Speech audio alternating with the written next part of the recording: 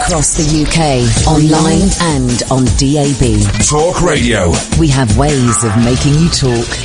Talk Radio. So, who's going to be the first caller of the night tonight? Is it going to be Alan Caddick? Well, you have the power, dear listener, to stop that happening by dialing now. 0844 499 1000. You'll speak to Iain and he will call you back. You could beat Caddick. This is Talk Radio. This is the news. Late night, Iain Lee on Talk Radio. We have ways of making you talk.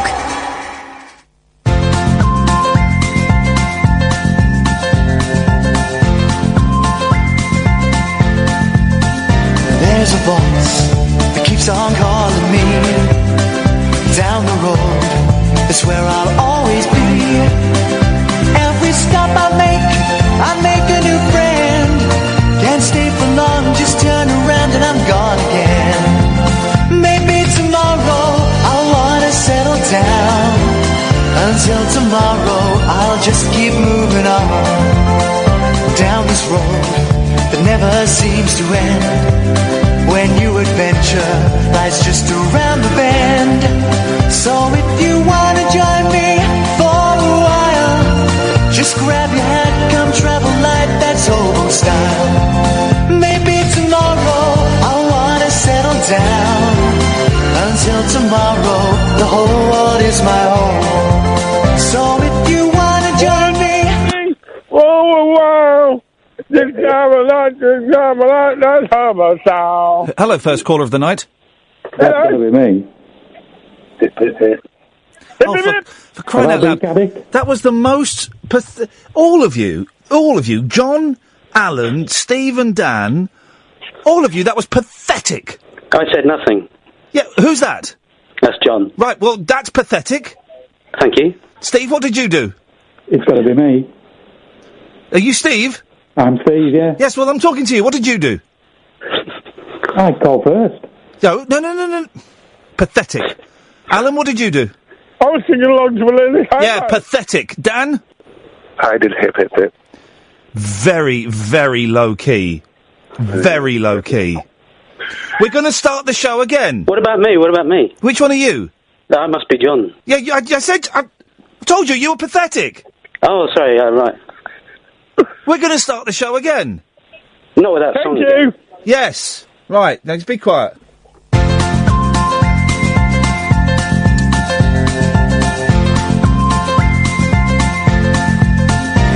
there's a voice that keeps on calling me down the road. It's where I'll always be. Every stop I make a new friend. Can't stay for long, just turn around and I'm gone again. Maybe tomorrow I'll wanna settle down. Until tomorrow I'll just keep moving on down this road that never seems to end. Jesus Christ. I think that's it. I got you first. Right. Hip, hip, hip. No, right, who was that? Steve. Right, that's pathetic. That was like 20 seconds after everyone else. Well, I'm a little bit slow. I mean, to be honest, I've been listening since you came back onto Talk Radio. I couldn't on LBC. I couldn't care less. You may have listened to the LBC. You've missed out the Virgin, the Absolute, and the Three Counties years. So that's Three Counties. When I right, hang on a second, Alan. What are you banging on about? You forgot to mention BBC WM. You're going to forget to mention that my fist is going to be up your backside in a minute. No, not my fist. No, not your backside. Yes, my fist, your face. How are you today, Iain? Who's that? John. Pathetic. Are you? No, right. Dan? Yep. You've been very low-key. I'm a very low-key kind of guy. Yeah, we're going to start the show again. Take three. Come on.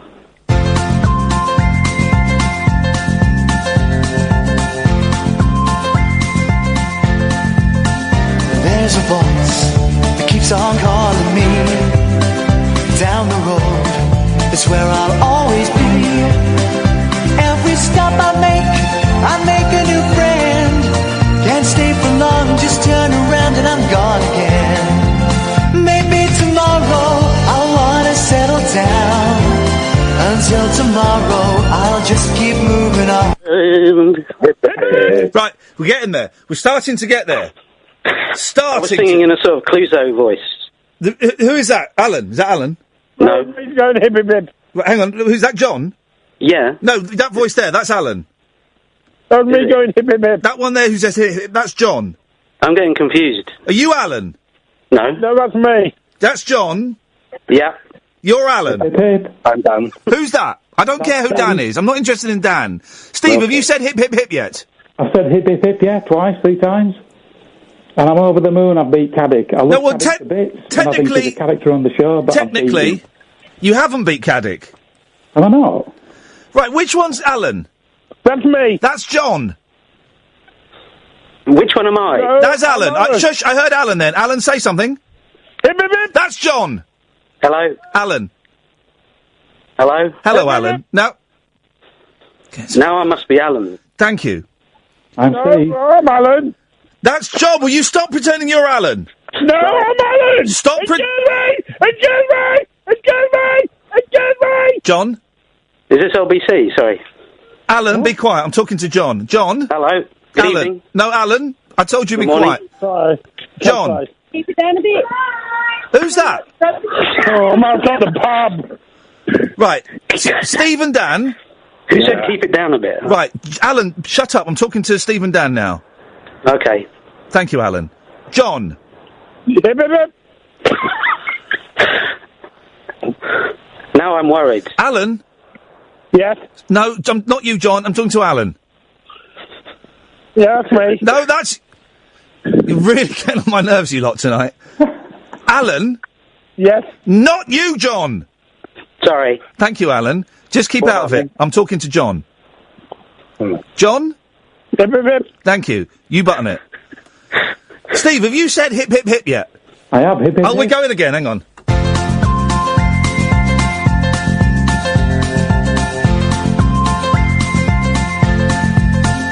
There's a voice that keeps on calling me. Down the road, it's where I'll always be. Every stop I make a new friend. Can't stay for long, just to... Hip, hip, hip. Hip, hip. That was me. That was me. Which one was that? Steve. That was me. Right. John? That's a good monkey song, that one. Alan? Yes. Not you, Alan. Not you, John. Alan. Yes. John? I think that's me. Alan. Yes. Not you, John! Flippin' heck! I gave a talk to a group of 5-year-olds today, and they were better behaved than John, Alan, Steve and Dan. Oh, how does it A go? bit harsh. None of your business, John. We're going to start again. Yeah, yes, we are, actually. Thank you. Flippin' heck.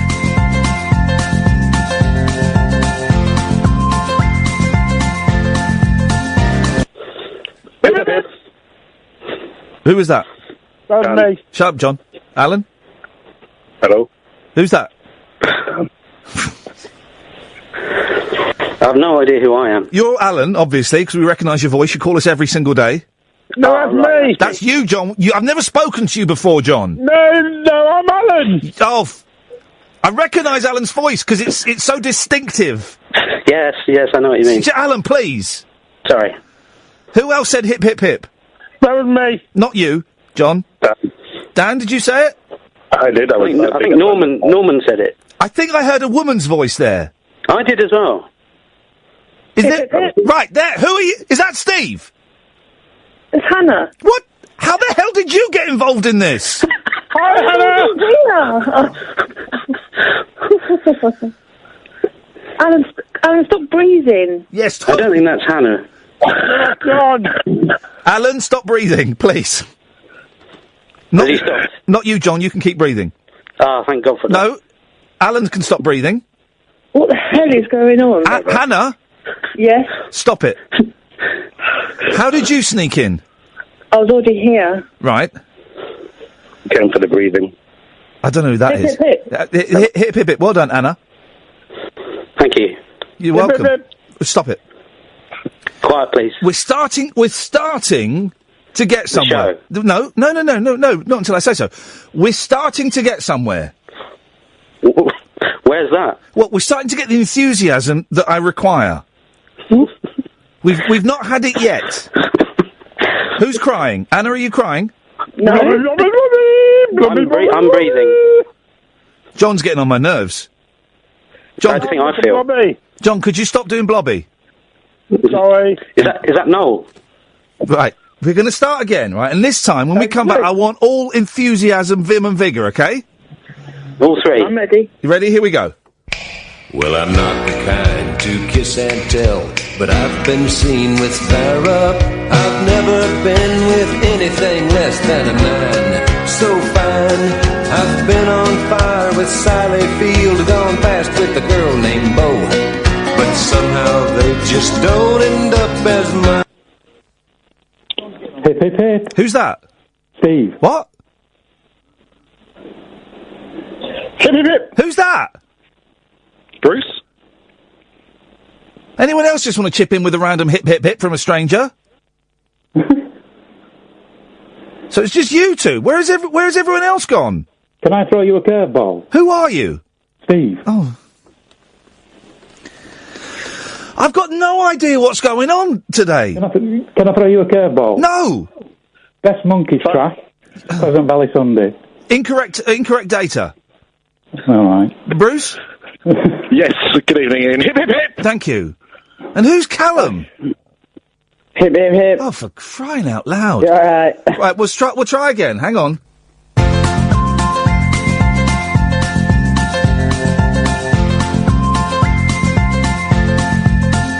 There's a voice that keeps on calling me. Down the road, it's where I'll always. Who are you? Callum. What the hell is going on? Anna, what are you doing here? Not me. Who's there now? Bruce is here. Right, Bruce. Okay, Bruce. I've got gusto. I'm going to write these down, right. So, Bruce, you're here. Yes, who else? Hannah. Right. Callum. Who? Who's that? Callum in Sheffield. What's he got to do with anything? So we've got Anna. Oh, he's funny. What? We've got Anna. Hannah. Who's Hannah? Hannah. The hell is going on? Anna's sister. There's an adult version of Hannah and her sisters. Do you know what it's called? Hannah and her sisters. No, it's called Hannah Has Her Sisters. Imagine that. No. It's true. It's true. Right. So we've got Anna and her sisters. We'll start the show in a minute. What was the fellow with the deep voice? Bruce. There we go. Bruce. Bruce and Finn the dog. And who's the we've got a child on the line from Sheffield. Who's that? Callum. Callum. And how old are you, Callum? 26. Shut up. Really? Yeah. You sound about 9. Oh, thank you. I think there's a compliment.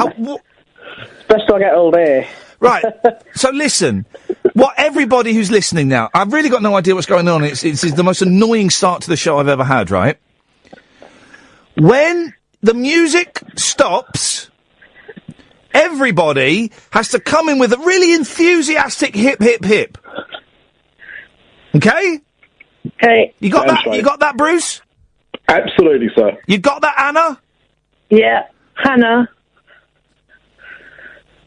Callum? Got it, yeah. Okay, and if your mum and dad are there, Callum, and they want to join in, that'll be great. I'm on my own, I'm in a flat. Your mum and dad had left you on your own in a flat? No, I've got my own flat. At the age of 9? 26. You did say that. You did say, I'm going to write... Hello, social services. No, you did say 26. No need for dramatics. No need for dramatics, except in plays. Yeah. Right. So when we come back, we're going to start the music, right? When the music stops, turn out the light, turn out the light. Who am I doing an impression of there? And actually, it's quite a good impression. When the music stops, turn out the light, turn out the light. Who's that? I don't know. It's Jim Morrison from The Doors. Yeah, it's good. You listen to it. Are there any chairs that we have to sit down on when the music stops? I once played a game of musical chairs. It went on for 3 days. They kept forgetting to take a chair away. I thought you could say they didn't stop the music. I'm gonna stop you breathing in a minute, Anna. Hannah. She's not here. Right. When the music's over, don't do as Jim Morrison said and turn out the light.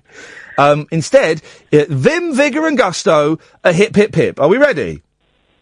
Ready? Yeah.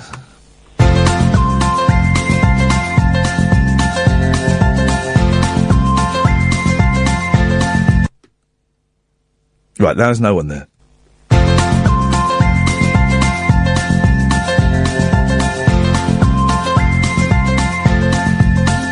There's a voice that keeps on calling me. Down the road, it's where I'll always be. Every stop I make a new friend. Can't stay for long, just turn around and I'm gone again. Maybe tomorrow I'll wanna settle down. Until tomorrow I'll just keep moving on. Down this road that never seems to end. When new adventure lies just around the bend. So if you wanna join me for a while, just grab your hat, come travel light.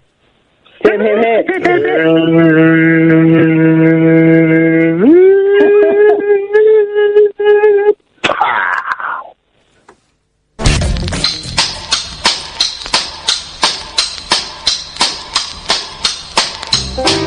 Oh, 0844 499 1000 is the phone number. We call you back. Callum's on the line. Evening, Callum.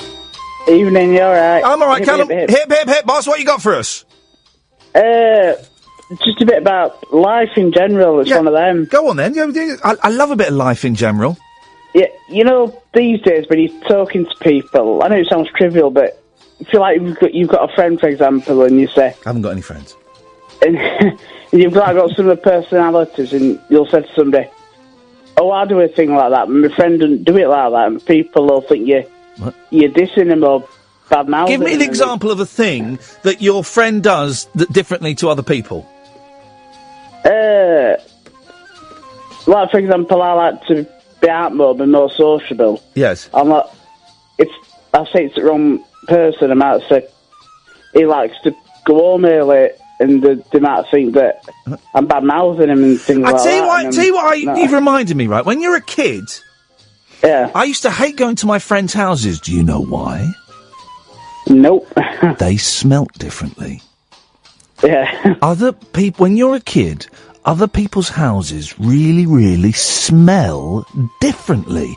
And that used to freak me out when I was a kid. I couldn't handle it. I've noticed that when I've gone to the people's houses. So that smell, there's something in that.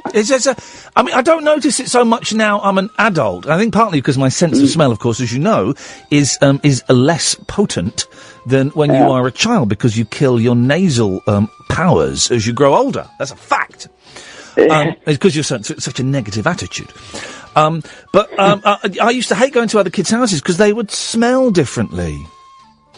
Yeah, I've got a friend in Sheffield, and when I go to her house, it always smells heavy in air freshener, and I mean, she's constantly spraying it. I don't mind a bit myself, but as soon as you walk through the front door, it's like, flipping. It's all you can smell is air freshener, and it's a bit overpowering. Well, these things happen, Callum. Anything else you want to say?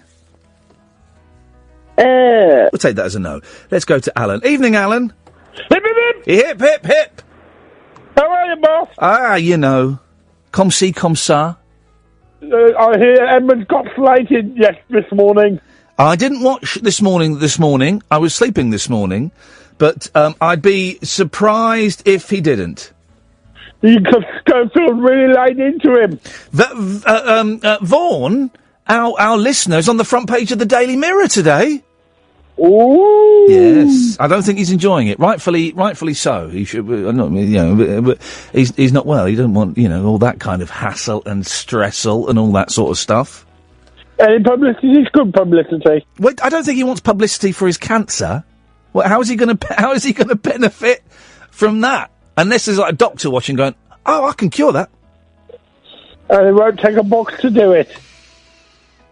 Well, these things, the thing about Edmonds, talking about Edmonds now, we broke Edmonds last night. We broke Edmonds in more ways than one, but we were the show that tore Noel Edmonds a new one. We'll all remember where we were when Edmonds did an Ike. Yeah. Yep. How was the 5-year-old? Brilliant.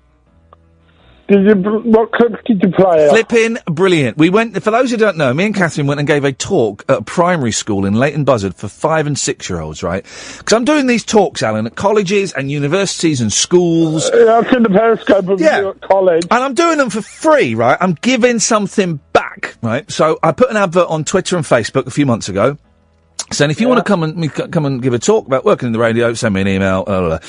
And I had a few people that got in touch saying, I don't think this is genuine, but if it's genuine, I'd love you to come.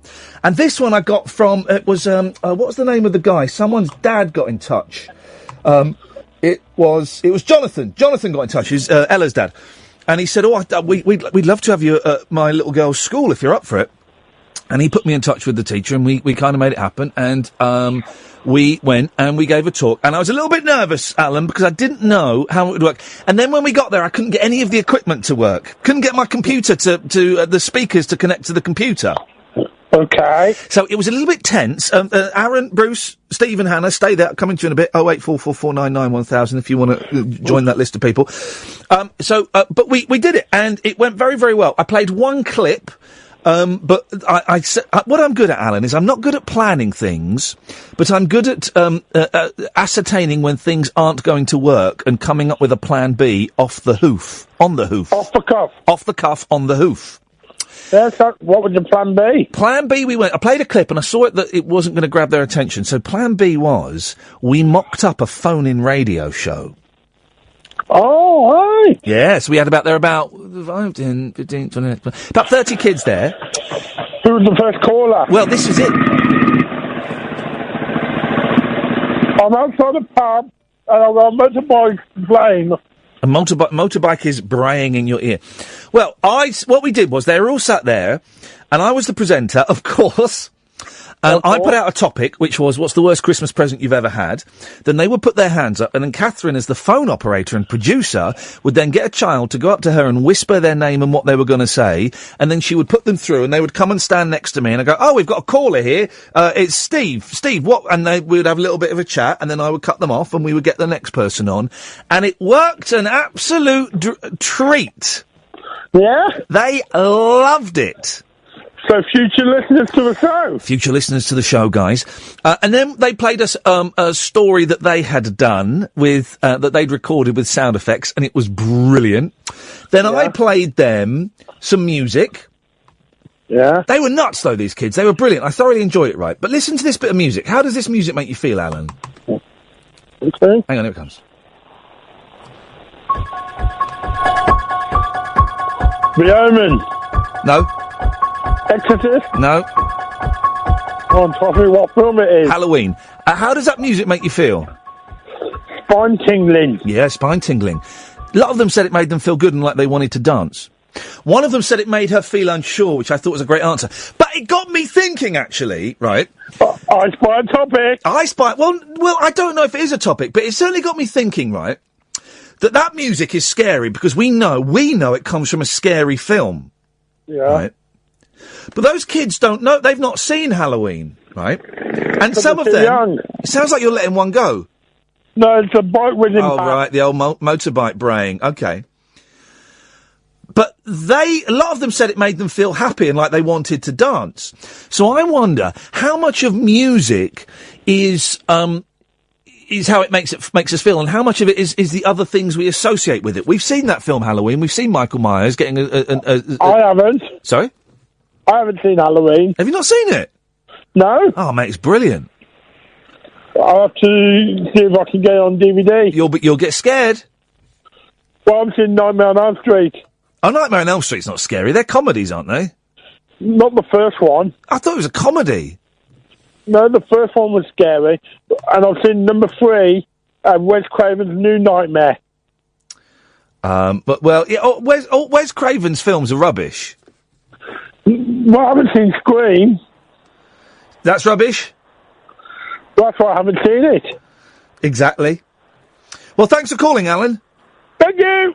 0844 499 1000 is the telephone number if you want to give us a call. I don't know what we're talking about yet. We'll try and establish that when we speak to Aaron after this.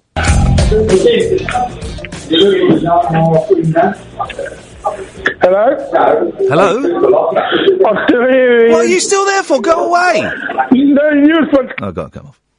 Can I just share my thinking with you that I shared with the Periscopers? I was yay close to doing that, restarting the show for the whole first hour. I was yay close to it.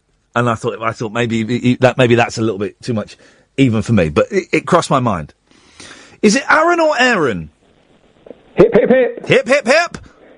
So, I'm just calling in to talk about the floods that hit London today, especially in northwest London. I don't know if you heard about this. Is it Aaron or Aaron?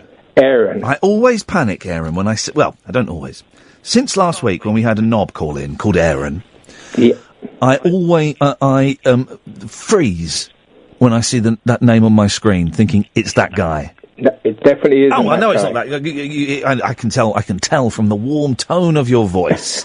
And I'm the Aaron that sent you all the links to Glasgow being the that was city. you. Yeah, it's. I don't know if I read that out in the end. That Glasgow is the Britain's city that's got the most it's in the most songs. It's crazy.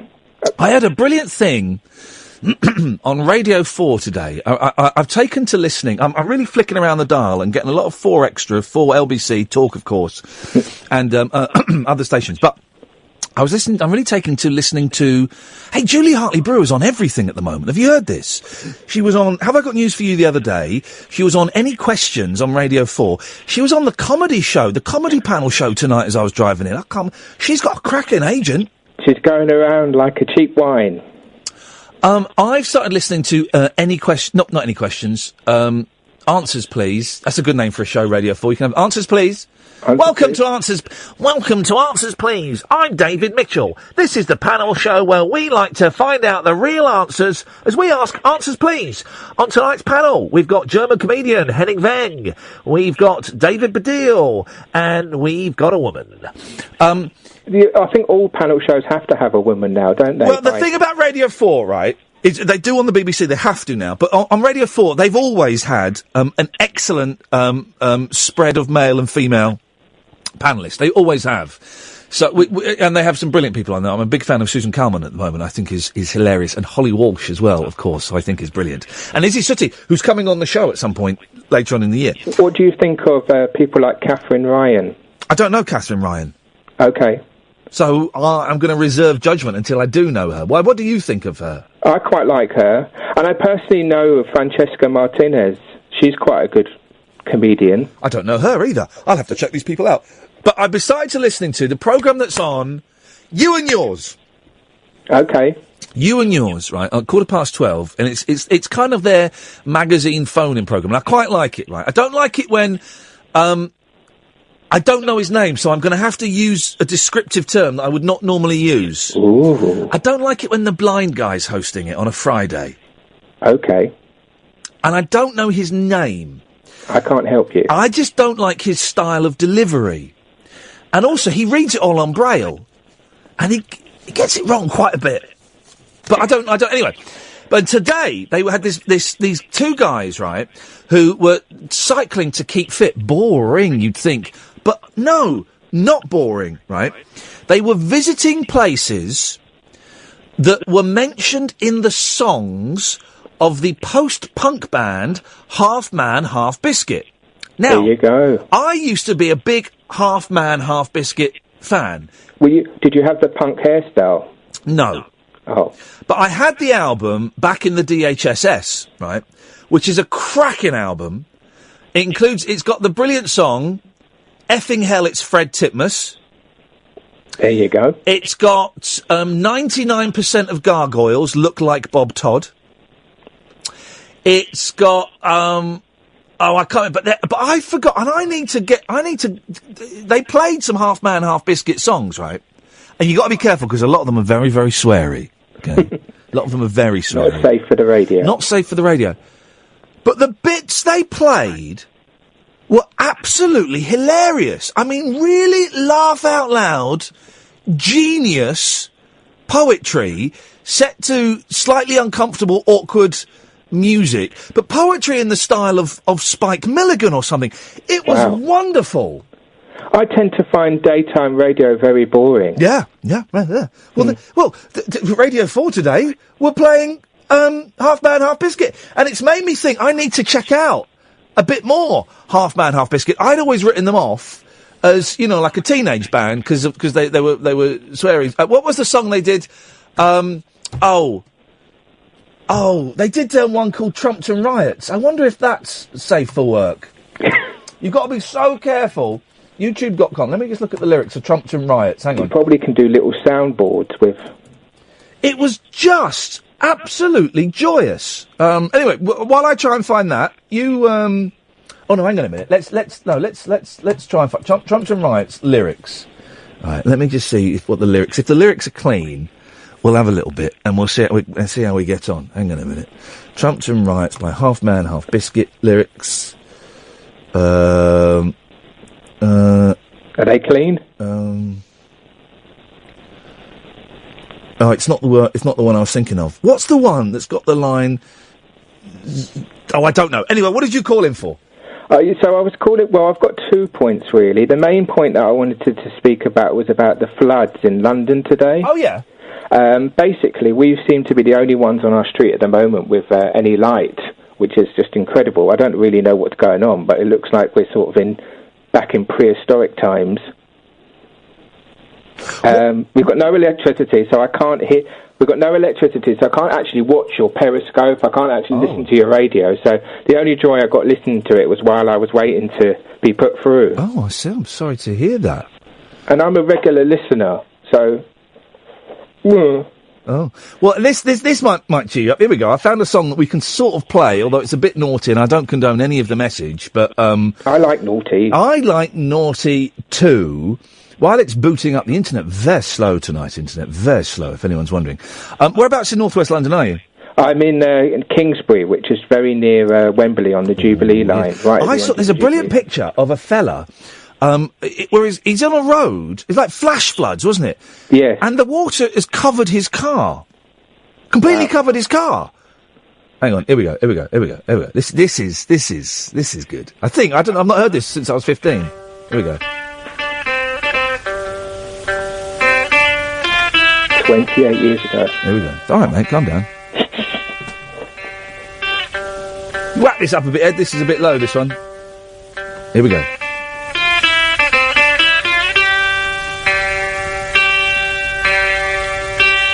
Here we go. Pew, pew, pot in a groove, cup with double grub. I quite like it. Here we go. Let it happen, bass player. I've not heard this for years. It sounds like the prehistoric Tenacious D. Yeah, doesn't it? Here we go.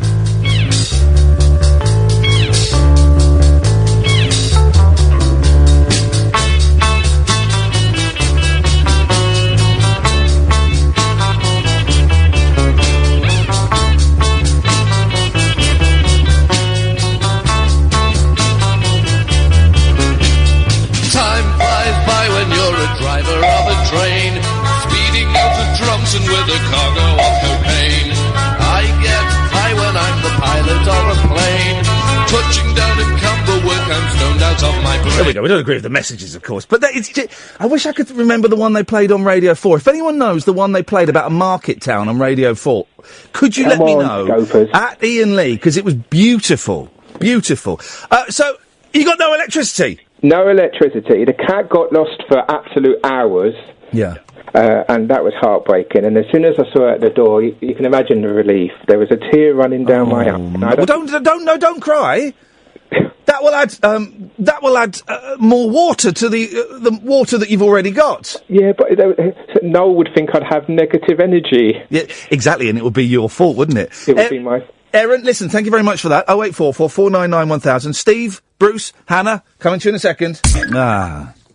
The internet's very slow here this evening. We should have come crashing back.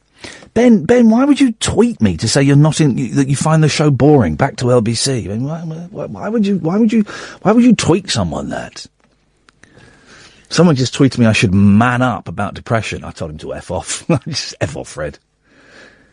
Well, the internet really is slow this evening, so we're going to go to, gosh, some of you have been there for ages. We'll go to Steve. Yes, Steve. Hi, mate. You all right? The internet's slow. Your internet's slow? Yeah. Listen, here we go. Listen to this. This is beautiful. Oh, right. I'm going to let it, I'm going to pause it and I'll let it grow. I don't know what it does. What you got for us, Steve? Yeah, well, I'll tell you what, mate. I've been listening since you came back to Talk Radio right from day one, yeah? And I just wanted to ring in. It's blossomed into what it is now, which is superb. Oh. And you and Kath are a great team, and I just wanted to just to support your show and give you the ring and beat Caddick, basically. Unfortunately, we'd all like to beat Caddick, but... don't you think Caddick's like one of these guys that you love on one hand and hate on the other? No, it's just hatred. Just hatred? Just hatred. Yeah, can I also throw back, I mean, I don't want to get heavy or anything, but I heard you mention a little while back that you were on metazapine, is it? I'm on citalopram and metazapine, yes. Have you, about 10 years ago, I got prescribed metazapine along with many other things. Yes. And out of the blue, I got sort of type 1 diabetes. And if you look up metazapine, it can affect your pancreas. Oh, Christ, don't say that. Well, it's certainly affecting my appetite, and I've put on a lot of weight, because I can't stop eating. Yeah, you will. I put a lot on the weight, and it makes you very sleepy. This is what it's for. It's to help me sleep. So I have the citalopram in the morning, and I have the metazapine in the evening when I'm going home, so it knocks me out. But then it does leave me feeling very lethargic for the whole day. I'm eating a lot, because I'm always... Well, I'm not always hungry, but I don't know when I'm full. And I'm eating a lot of sweet things. And it does, I've read somewhere that it changes the way sugar is absorbed by your body as well. Yeah, well, you see, my doctors were pretty crap at the time. And every time I went round with so-called depression, they looked at a book and just kept prescribing different tablets. Yeah. Okay, here we go. I'm seeing a private psychiatrist, guys. Yeah. So, and he's shed hot, shall we say? He's the one of the best in the country. So I'm completely trusting his. I mean, it's got rid of the anxiety, and I'm being more productive. But I'm seeing him in a couple of weeks, and we're going to have a little chat about how things are going. I mean, the reason I wanted to mention it is it's hard to check, really. I mean, a normal person, blood sugar would be 6. If you got them checked and they were higher than 6, potentially. Yeah.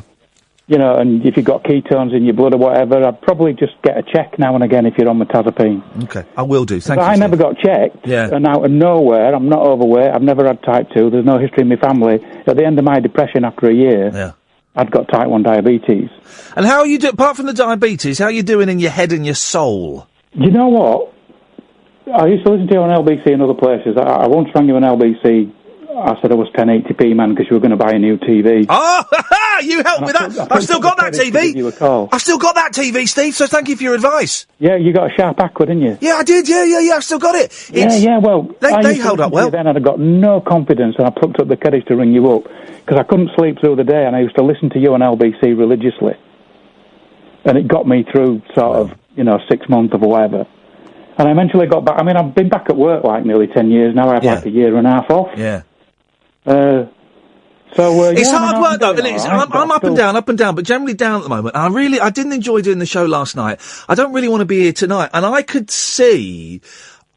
I'm really lucky, right, and I've got a pampered job in that I get paid quite well for basically working 3 hours a day. That's an oversimplification. There's a bit more to it than that, but that's very basically it. A bit more to it than that. If I was to be doing like a proper 9 to 5 job, if such a thing exists anymore, I would not be able to do it. I would not be able to go into a shop and stack shelves or go into an office and sit at a computer and do that all day. I couldn't do it.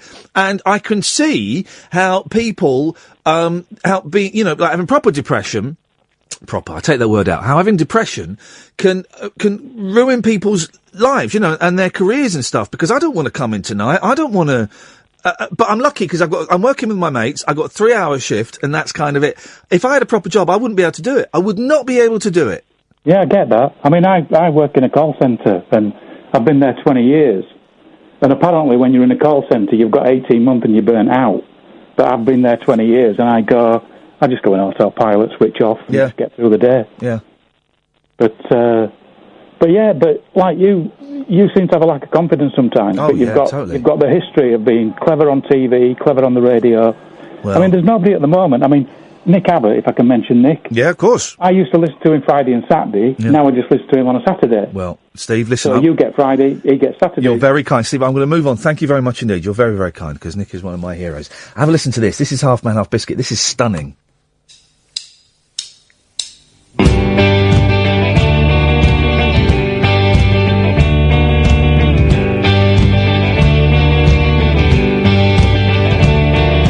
One-way system, smooth and commendable. Go by bus, they're highly dependable. The swings in the park for the kids have won awards. The clean streets, acknowledged in the Lords. But what's a park if you can't see a linnet? A timetable if your journey's infinite. My bag's packed and I'm leaving in a minute. For what is Chatteris without you in it? What is Chatteris without you in it? It sounds like a joke, but it's a heartfelt plea. The gun crime's lower. The town hall band CD, it's a grower. You never hear of folk getting knocked on the bonks. Although there was a drive-by shouting once.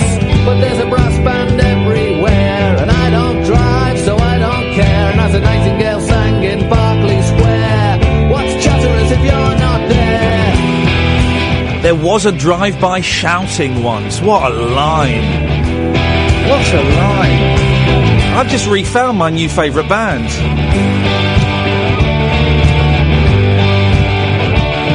Like a game bird reserve, short on pheasants. Weavers' cottages devoid of tenants. A market town that lacks quintessence. That's Chatteris without your presence. 3 good butchers, 2 fine chandlers, an indoor pool and a first-class cake shop. Ofsted plaudits, envy of the fens. Prick barriers at both ends. But what's Chatteris if you're not there? What's Chatteris if you're not there? What's Chatteris if you're not there? What's Chatteris if you're not there? What's Chatteris if you're not there? What's Chatteris if you're not there? I may as well be in Ely or St.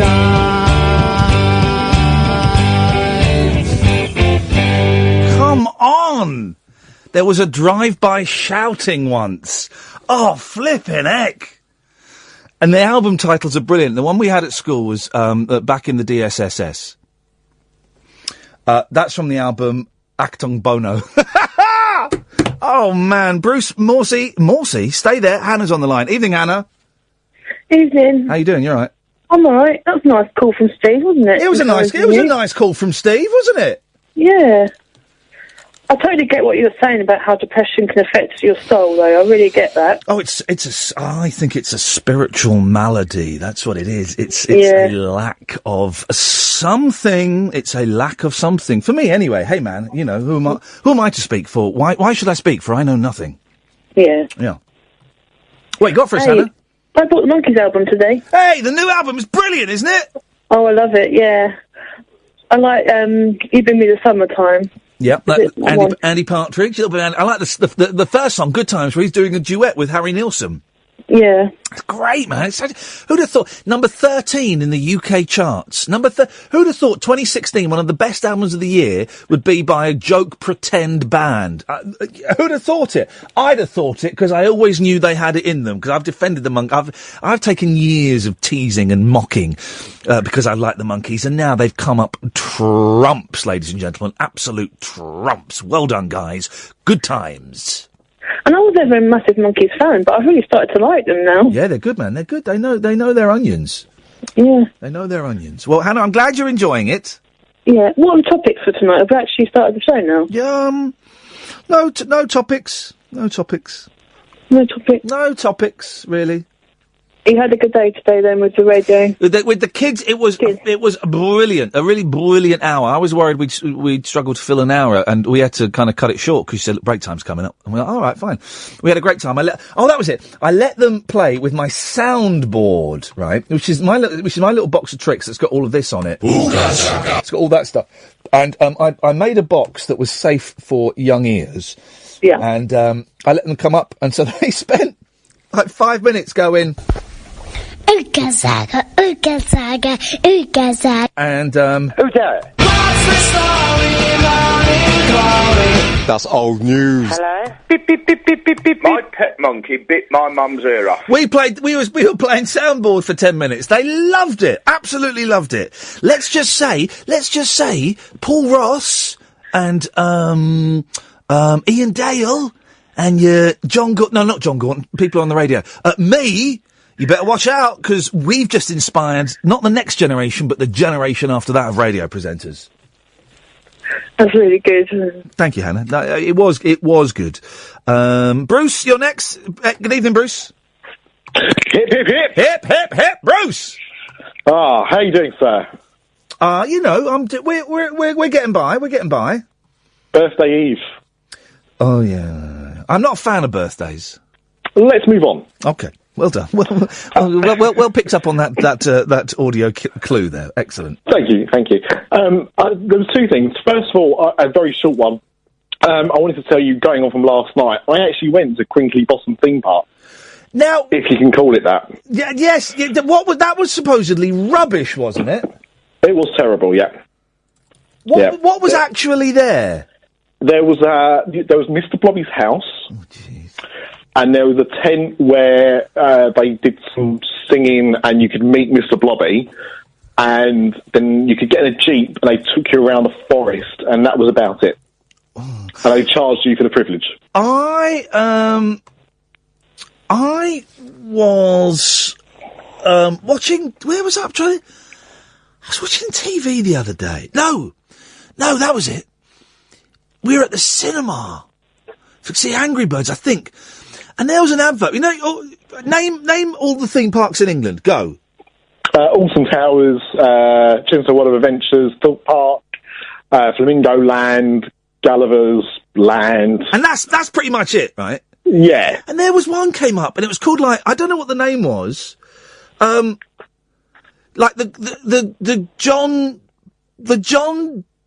Perks family theme park. And I'm thinking, what? It was something like that, the John Perks family theme park. And they had roller coasters and rides and stuff. And I'm thinking, that can't be real. I've never heard of this place. How can a family just have a theme park? Was it in John's back garden by any chance? I do wonder. I thought, because who's going to go to that? Legoland, go to Legoland. Thorpe Park, Alton Towers, Chesterton's World of Adventures, Gulliver's if you. But the John, I'm getting the name slightly wrong here. I don't know. It was something like the John Perks family theme park. Come to the John Perks family theme park, where dreams really can come true. Oh dear. Doesn't mean anything to me. Well, Ian, there was something I wanted to talk about. I don't think it's necessarily topic worthy. Oh, someone's just sent me another title of a Half Man, Half Biscuit album. This is genius. Trouble Over Bridgewater. Oh, that is brilliant, isn't it? That is brilliant. I always remember, because my old man was into Half Man, Half Biscuit. Yeah. And his favourite, I think it was a track, not an album, was All I Want for Christmas Was a Duplex Prague Away Kit. Oh, man. Well, I'm going on Amazon. Half Man, Half Biscuit. I'm going on Amazon. The kid's inheritance is getting frittered away on low-quality post-punk CDs. And boy, oh boy, I'm glad to spend that money. Overstocks. But I had a good experience today, and I wanted to kind of share it. I wanted to see if maybe we could bring a bit of positivity back into a sometimes depressing world. Yeah, please do, man. Okay, so I was going shopping, and I was going to a supermarket, and as I did, there was a youngish guy outside the shop, sleeping rough. I had a dog with him, and I felt quite bad, but I don't like giving money to people begging, because I'm never sure where it ends up. And I went in there and I bought him some cheese and onion pasties, because I wasn't sure if he was a vegetarian or not. And I bought the dog some dog food, and I bought him some water, and just gave it to him in a bag as I left the shop and said, "Here you go." And the joy in his face from getting that was just so heartwarming to me. I just did it because I wanted to do something nice. I didn't want anything in return. You're a nice guy, Bruce. You're a nice guy, and you've done a nice thing. Now, could you go and buy me a Greggs, please? At this time of night? Yeah, I could murder a Greggs right now. Yeah, but where'd you get a 24-hour Greggs? Other than Newcastle, obviously. Well, that's a good question, Bruce. I've got to move on because we're coming to Morsey. Stay there. We'll come to you. We'll come to you after the news. Be patient, my sweet prince. Be patient, or princess. I don't know. This is what we need: a 24-hour drive-through Greggs on the way in between my house and Talk Radio. That's what we need. That would be the dream scenario, guys. For lunch today, I had a McDonald's. That clown's a genius. He's insane. You've got to be careful. Ever heard of a group called the Insane Clown Posse? Wow. I don't think we can play any of their music. The Insane Clown Posse. They were very bizarre. I think they were like sort of rock rap, quite sweary for years and years and years. And then they came out as born-again Christians. But they pretended they'd always been born-again Christians. It's a very weird saga. Talk Radio. Morsey, stay there. We'll come to you next. I promise if you want to give us a call, we haven't got any other calls lined up, so now is an excellent time. 0844 499 1000. Sorry, it's not like other phone-in shows. I'm not going to sit here and just give you loads of things to talk about. You're going to have to do some work yourself. This is Talk Radio. This is the news. Late night, Iain Lee on Talk Radio. We have ways of making you talk. Oh, hang on a minute. I forgot to plug the lead back in. I was checking the lyric. The song didn't have swears in, and here we go. This is beautiful. Play. Bloody thing. They've got the whole world in their house. They've got the whole wide world in their house. They've got the whole world in their house to see the new conservatory. They go 10-pin bowling. After work, they go 10-pin bowling. After work, they go 10-pin bowling. After work, they're getting married on a Caribbean beach. They've got a German Shepherd, dog called Prince. They've got a German Shepherd, dog called Prince. They've got a German Shepherd, dog called Prince. The one called Sheba died. They know where things are in B&Q. They know where things are in B&Q. They know where things are in B&Q. And they've got the Joy of Sex video.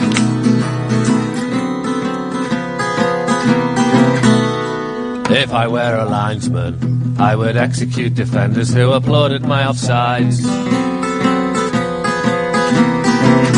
They were due on the Crystal Maze, yeah, they were due to go on the Crystal Maze, yeah, they were due on the Crystal Maze, but they got mugged in Florida.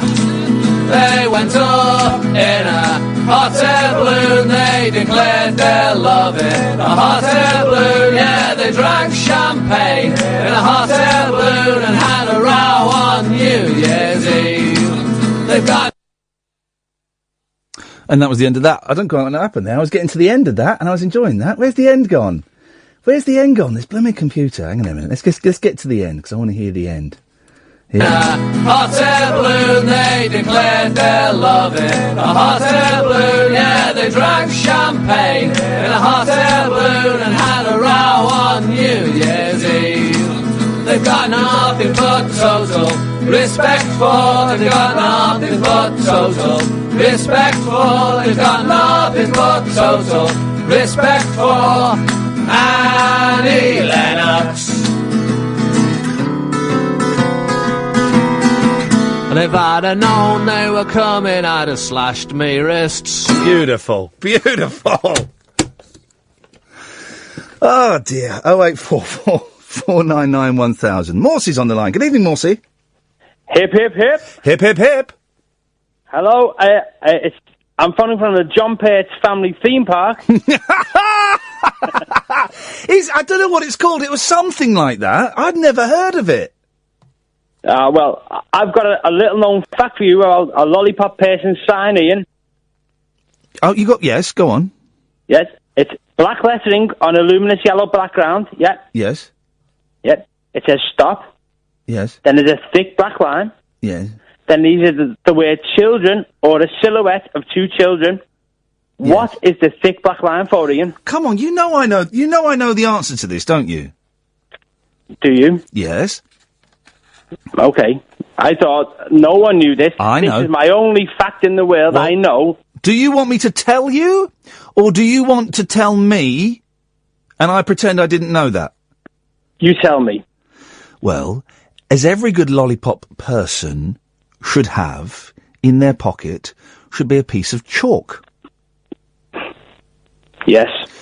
So, if they see a car driving recklessly, disobeying the order to stop, or just being naughty in general, they take the chalk from the pocket, they write down the license plate number, as we call it in this country, the number plate, on that black line. Thank you, Ian. That's been half an hour wasted on the phone. Thank you. I'm so sorry. I bore people, but I thought you were saying that as a wind-up because I say that so often on the air. I don't think I've said it on talk. And he has, dear listener, he has been on the phone for 28 minutes exactly now. How do we get around this? Thing is, though, Morsey, you ever seen one of those lollipop sticks with a number plate written on it? No, I haven't, Ian. So there must be good drivers near me. I don't know about you. Well, they're either good drivers or they're bad lollipop people. Oh, yeah, that's there's the another thing. phone in. Here's the thing, right? And I saw a lollipop lady today, right? Yeah. We don't need them. Why? We don't need them in this country. I want to send them all back to whatever country it was they came from. The Isle of Lolly. We sent them to the Isle of Lolly. Well, maybe. Because we don't... The thing is, right, Morsey, this is genuinely a beef with me, right? You will quite often see a lollipop person by a zebra crossing or by a pelican crossing. Fair point, yes. And all they're doing is pushing the button. Well, they've got the stick as well. To the chalkboard, remember? I don't like the arrogance of the lollipop people. I think they're a very arrogant breed of people. Very arrogant race. Elderly as well. Quite often elderly. They get paid a stipend. Yeah. Do you know what a stipend is? Nope. I'm happy to educate. I am a teacher. A stipend is a small amount of money. So it's kind of like pin money, you could call it. A stipend. It's a good word. Michael Stipend, of course, was the lead singer of R.E.M. But a stipend is a small amount of money. And I just think, hey, I tell you what, I got involved in a potentially fatal road rage incident this evening on the way to work in the heart of London. A potentially fatal road rage incident, Morsey. Did you have a chalkboard and a piece of chalk? There was no chalk involved. There was nearly blood and organ damage and hospital. Oh, no. Well, I say nearly. I mean, there was actually no violence. But what was happening, right? As I was driving along a dual carriageway in London, and I had to move into the right-hand lane to overtake a parked car, and there was a scooter, like a learner, going really, really fast, right? Really too fast, speeding, because I was just below the speed limit. He was speeding. And he went to undertake me as I indicated left to pull back into the lane I'd come from. I indicated to overtake that, to pass the parked car, and he tried to undertake me going at great speed, and he got angry because I wasn't going to hit him, wasn't going to anywhere near hitting him at all, but he had to slow down a bit, right? He could have sped up if he wanted to, but he slowed down. Oh, no, that was it. He sped up so he could get past me as I pulled back in, right? I thought he was going to hang behind me, and he sped up. So I beeped him, right? And he turned around, and he looked at me with the same eyes that Paul Hollywood has. And by that, I mean the eyes of a potential killer, right? Proper he looked at me and I thought, oh, this is it. I felt chills, right? So to calm the situation down, Morsey, what I did was I made the coffee bean sign at him. Just to calm the situation down a bit, right? And he slowed down and he pulled up beside my car and I wound, we're driving, we're moving along. And I wound down the window and he went, you want to effing indicate, you PR1CK. And I went, I did effing indicate. You don't want to undertake, you knob. Right. So we're kind of dealing with it in a very mature way, okay? Right. Yes. And he gave me the look as if to say, I could kill you if I could be bothered, but I'm not bothering. And he sped off, right? So what I did then was I beat my horn, so he turned around to look at me, and I gave him the good old American bird, the middle finger. Right? Gave him the middle finger. Brilliant. Thank you. The one. So then he slowed back down to pull up beside me, and he's got his helmet on, so he's talking like that. Can't really hear what he's saying, right? But I could make out, he said, and he was very polite about it. He said, I've got a good mind to get off this scooter. And write your registration down on a chalkboard. No! We've never spoken before, have we, Morsey? No. First time call. Oh, it's a cracking call, mate. It's a cracking call. You must call again, right? I'm enjoying this. He said, I've got a good mind to get off this scooter and punch you in the face. Violence. Threat of violence. And then I'll be honest, Morsey, I crumbled a bit. I panicked and I couldn't think of a good comeback. And I said, well, you would say that because you're an idiot. It's not a brilliant comeback. He's threatened to punch me in the face. And I've said, well, you would say that because you're an idiot. And then he went, but I'm going to let you off today. Right. And so he drove off, right. And then we're coming to a fork in the road. I'm going left. He's going right. And so now I'm feeling like Billy Big Balls, right? Did he fork off? Fork off. I got it. Thank you very much. Yes, he was about to. And just as he was about to fork off, right, I bibbed the horn again, and I went back to the classic coffee beans, right? Yeah. And then this is my masterstroke, right? Because I knew he'd be furious. He was furious before. And I knew this could be the turning point where it could turn into another. I could be another statistic, right? Could be the first road rage murder victim under new Mayor of London, Sadiq Khan. And it's almost worth being that victim just so that he has to go on and justify himself, right? But I wasn't, because I had my masterstroke. I had my phone next to me, right? Yeah. And I could see he was getting, and he started to get off his scooter, right? And all I did was very slowly picked up my phone and pretended I was filming him. And he just got on his scooter and rode off. And I went, bye-bye! Bye-bye! I put the phone down, because I'd stopped the car. Put the phone down, started the car, and I drove off on my way, shaking like a baby. Tough times, Morsey, tough times. That's London. This is where these things actually happen. That's why I don't go down there, Ian. That's why I don't go down there, mate. Then, Morsey, listen, it's a great first call, mate. Make sure you call again, because that was stupendous. 0844 499 1000. 0844 499 1000. He's just saying stuff. Yes, Andrew.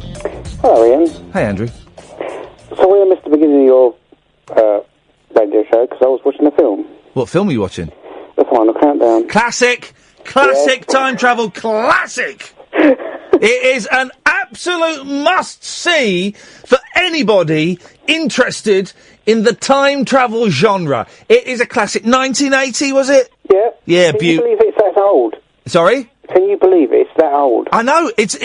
Explain the beautiful, simple, but effective plot to the listener who's not seen it. Go on. It's an aircraft carrier in the modern day. Well, I don't know what day it was, but 1980. Yeah. And they go back. They go, and there's a storm. Yep. And there's a bit of a sort of a window sort of thing, and all of a sudden they go through it. Everyone sort of goes, ooh. Yeah. And then they try and track where they are, and they send planes out, and then they send obviously the AWACS play out, and they look at Pearl Harbor, and it's back to how it was before Pearl Harbor was bombed. It was bombed in the war. And it's like, nah, that can't be right. Nah, must be a mistake. Yeah. Yeah. And they've got somebody on board saying, well, maybe. This is the of these films. Go on. Maybe, just maybe, we've travelled back in time. And how long did it take for them to go, oh, yeah, all right, yeah, that's probably true, actually? Yeah, not long. Because this is the thing I love about time travel films. There's always someone that goes, well, I know this is going to sound crazy, but I think we've gone back in time. And what you would do, right, if you were on a boat or an aeroplane, you would knock that person over the head, take them to the back of the ship, and tie them up. Yeah, lock them up, that's it. Yeah, and ignore them, right? But everyone goes, yeah, I think he's right, actually. I think we went back in time.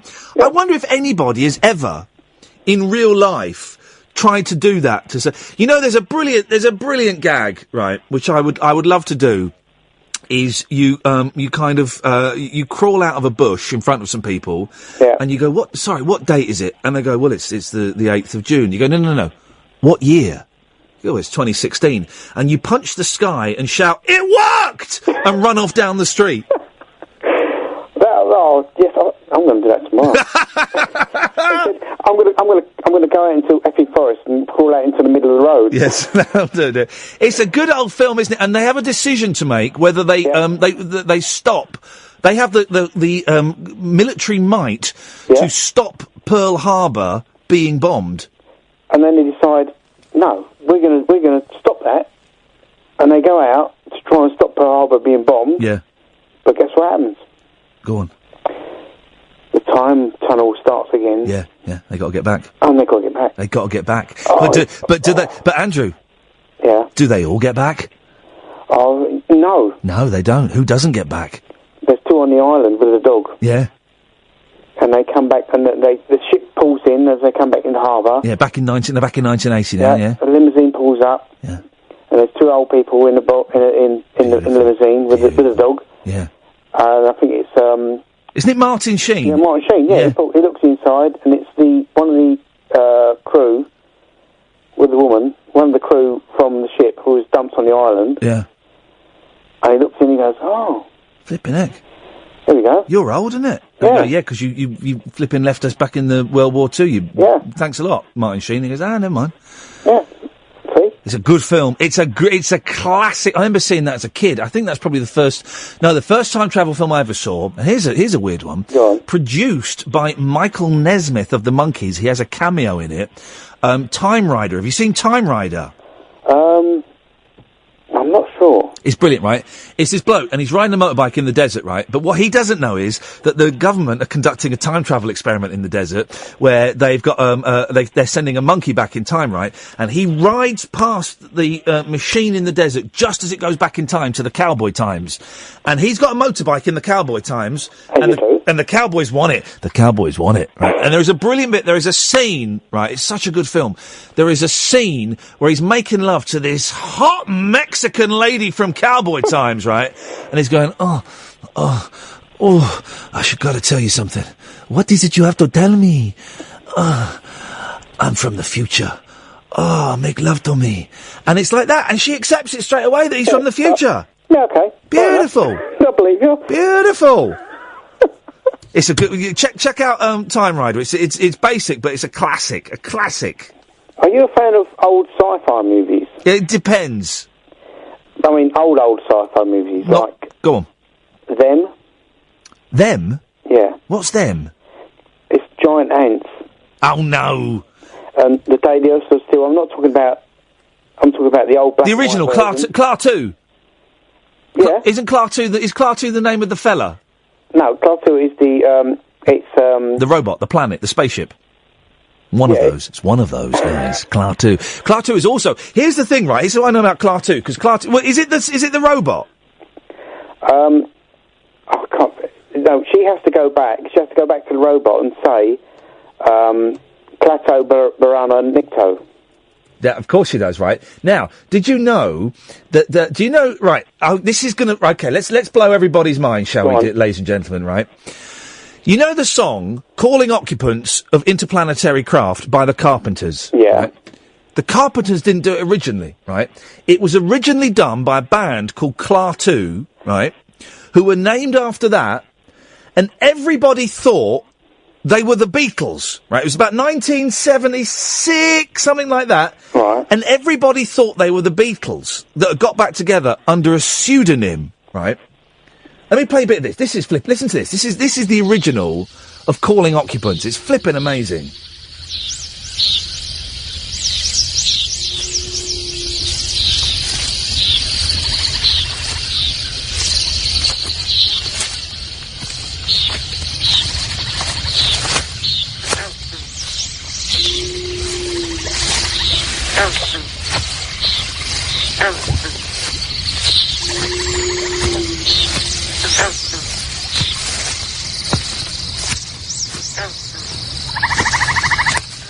Takes a while to warm up, apparently. Don't remember this on my version.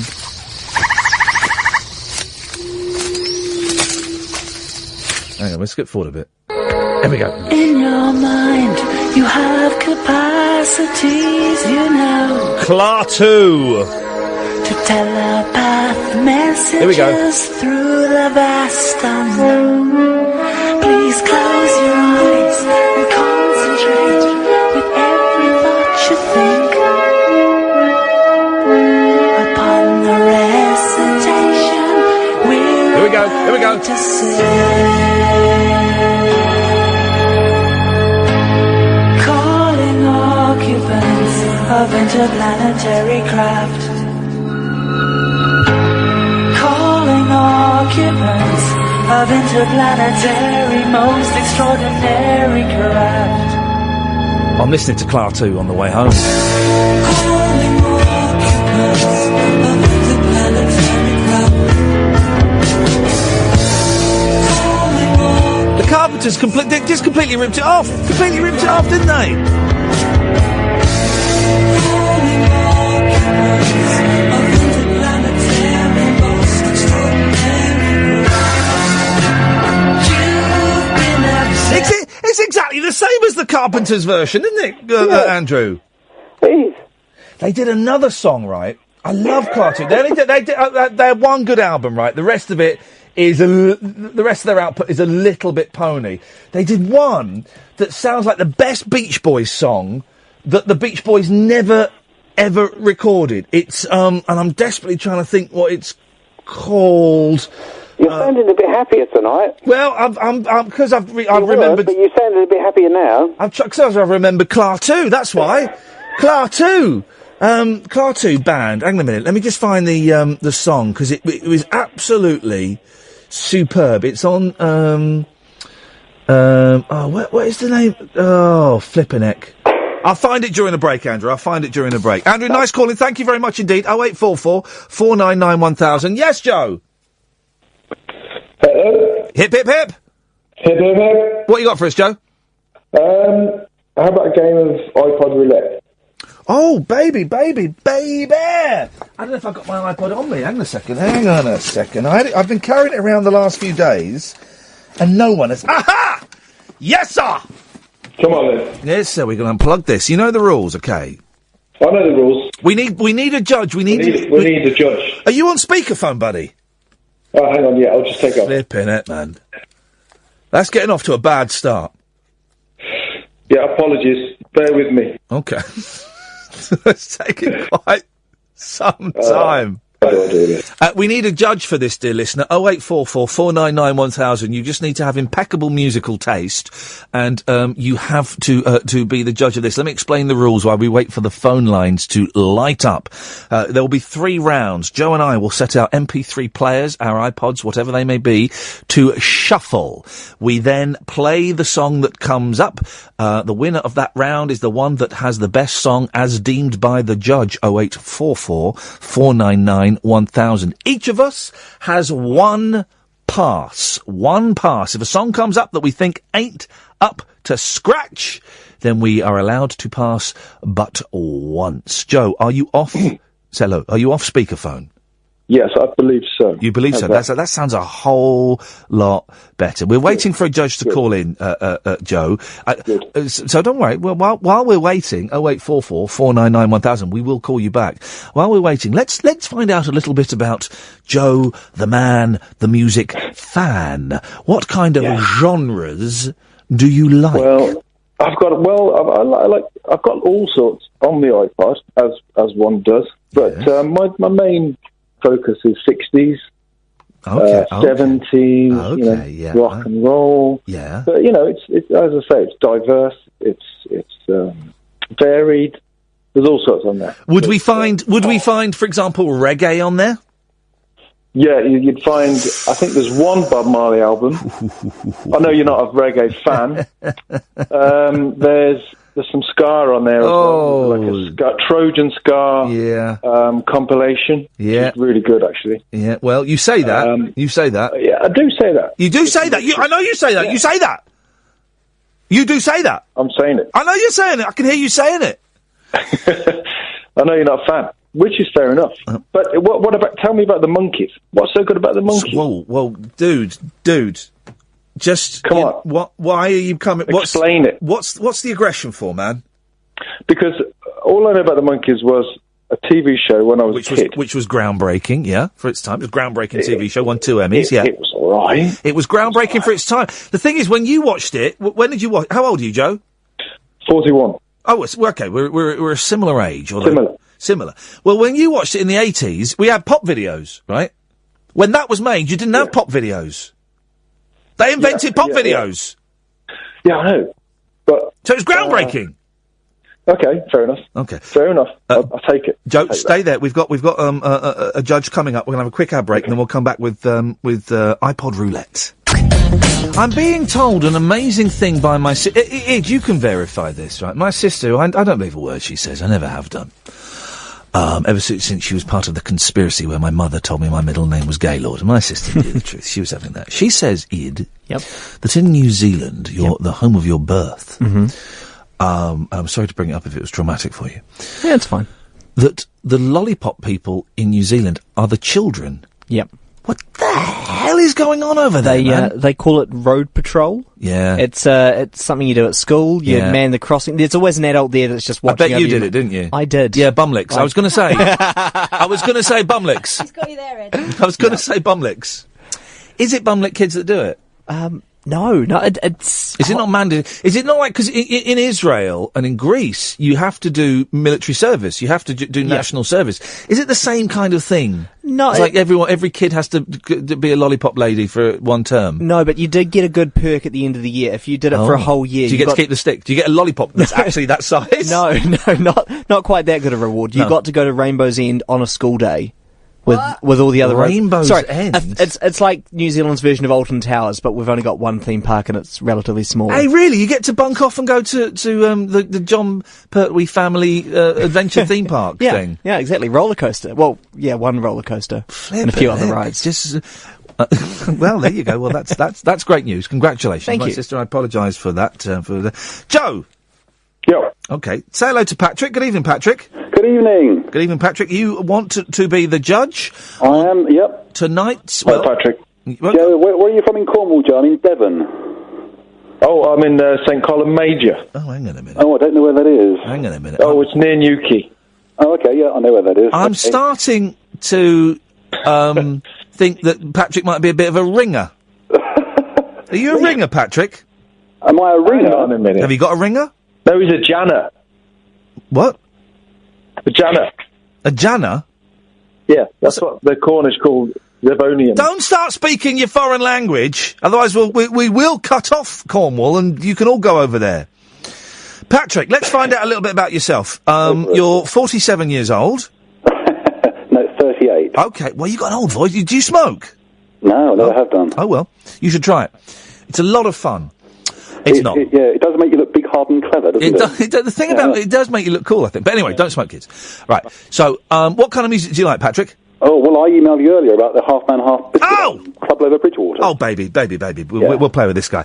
We're going to have a calibration. I think he's a ringer for you. No, we're going to... maybe. We're going to have a calibration... Oh, no, you're not going to believe this. My iPod's not charged up, and I don't think I've got... No, don't worry. Hey, there's a way around... Aha! I got the lead. I've got the seed tray. Right, let me I'll plug it into my computer. All right, we're really... It's going to take a while for it to boot up. So I'm booting up now. No, this is... Don't...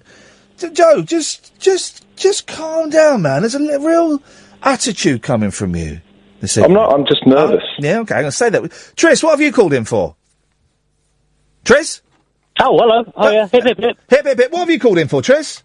Well, I was phoning up to be a judge as well. No. Well, we could. All right. Off the mark. No, that doesn't matter.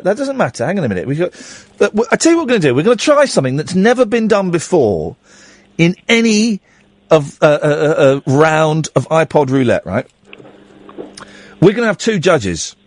Oh. Tris and Patrick. It's like the referee and the linesman in football, I believe. I don't really know what I'm talking about. I'm waiting for this bloody... The reason I'm talking to... Chris. Oh, God. It's Tris. It's Tris, yeah. Hip, hip, hip, hip. Hip, hip, hip. There we go.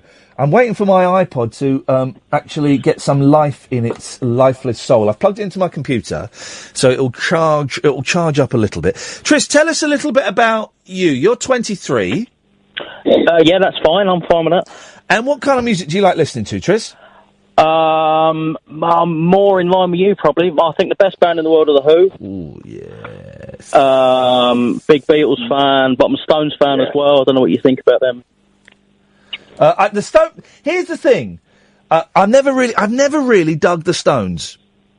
I like this. They had a song about 4 or 5 years ago, Doom and Gloom. I like that. I thought that was brilliant. Oh, you're going back about 10 years with that.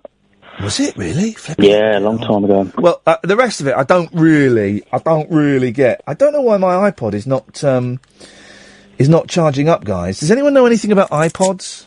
But yeah, it'll take about 5 minutes. You have to plug it in and... Charging, it says charging, please wait. What can we do in the meantime? There should be something we could do in the meantime. You could play Irk the Purist by Half Man Half Biscuit, couldn't you? Well, we could. Hey, I went to look at the Half Man Half Biscuit CDs online. They're quite expensive. They are, yes. Hang on a second. Let me take this call straight to air. Hang on. Let me just take this call and see who this is. Yes, line 1, you're on the wireless. Oh, hello. So straight to air. How come? Well, just because we're literally filling time while my iPod charges up. There's a radio show for you. So that's more hip, hip, hip. Hip, hip, hip. What have you got for us? I've got this weird theory about time travel. Here we go. And ghosts and stuff like that. Yeah, here we go. I'll have this. So, I don't know if, I just want to get this right in my head. You do believe in time travel, and you don't believe in ghosts, is that right? Well, no. Okay. I do believe that time travel is theoretically possible, but I don't believe in ghosts. So yeah, go on, I'll give you that. Go on. Okay, so you're probably about the same as me then, because I don't believe in ghosts, but theoretically I kind of get this time travel thing could happen. Yeah. So 20 odd years ago, when I was still at school. Stay there, Joe. Stay there, Joe. I don't want you to run off and think. I'm here. Don't claim this as Patrick and Tris. Stay there, guys. Look, honestly, I'm just waiting for my iPod to charge up. I don't know why you would think I'm getting a little bit nervous and I'm stalling for time. I'm not, Joe. All right. Have you got your iTunes on the computer? Yeah, I have, but I've got different songs on the iTunes on this computer. It's not as complete a collection, not as well-rounded as the iPod. So don't think you can get around. Aha, it's loading up. It's okay, we're almost there. The apple has appeared on the screen. Yes, go on, time traveller. Okay, right, yeah, so years ago, I was staying over at a mate's house, and I was reading this weird book of his. He had this book, and it's kind of like weird things that people had seen. Yeah. And I was just kind of reading through it. I wasn't really even reading it properly. I was just kind of reading out odd sections that just kind of grabbed my interest. And I just suddenly linked all these weird things in my head together. Yeah, go on. So there was this first story about people in Gatwick around the airport area who saw these lights that were travelling across the sky. Yeah. And they seemed to be on the same kind of flight path as the plane that was coming in at the other direction. Yeah. And apparently, according to this book, the pilot of this plane could also see this light travelling towards him. Yeah. And the people at the control tower at the airport could also see this light, but nothing was showing up on the radar. And it got to a point where the two lights basically just passed through each other, or the plane passed through the light, and it just kind of ended up being this weird, unexplained thing. Yeah. And there was another section in the book that was talking about ghosts and how people often claim to see ghosts and the kind of thing where they walk through walls. But this book claims, and I've read this in a few other places, that kind of ghost experts and all those people have this theory that ghosts can only be seen walking through walls where there used to be doors. Right. You ever heard that? No. No, okay. Well, I've read it in a few places. Yeah. And it just kind of made me think that maybe, theoretically, if time travel had been possible in the future, Yeah. if little green men came down to Earth Yes. and they, say, took Ed from his little control room, If only. and they took him away and they did whatever they wanted to do with Ed, Probed him anally. and then They would anally probe him and film it and upload it to YouTube. Yeah. and then they bring him back Yeah. a little bit of time later, Okay. and they drop him back in his control room, Okay. then Ed would physically be in his control room, but the light and the sound of Ed has still got to catch up with him, which means he's kind of there, but you can't see him, and you can't hear him, and he can move stuff around, which you can see moving around because he's physically there moving it around, but you just can't see him, which kind of explains poltergeists and stuff like that. Does that make sense? I don't know why you're so keen on Ed having his anus probed by an alien, either in the past or the future. I don't know. I mean, that was a weird twist to it. Maybe little green men just have a push on for Kiwis and stuff. It's possible. Thank you very much for that, Joe, Patrick, Triss, time traveller. Thank you. Okay, so the stalling is over. Joe. Yes. We're going to have a practice round. So Patrick, Triss, this is just to make sure that you have been calibrated. No problem. Joe, do you want to go first or second? I'll go first. Okay. I wish this is a real round because I would destroy you. Away you go. Go. Okay, hang on. By the way, how many songs you got on there? Oh, hang on. 2,637. Okay. Yeah, not as many as you, obviously. But, okay. Hold on.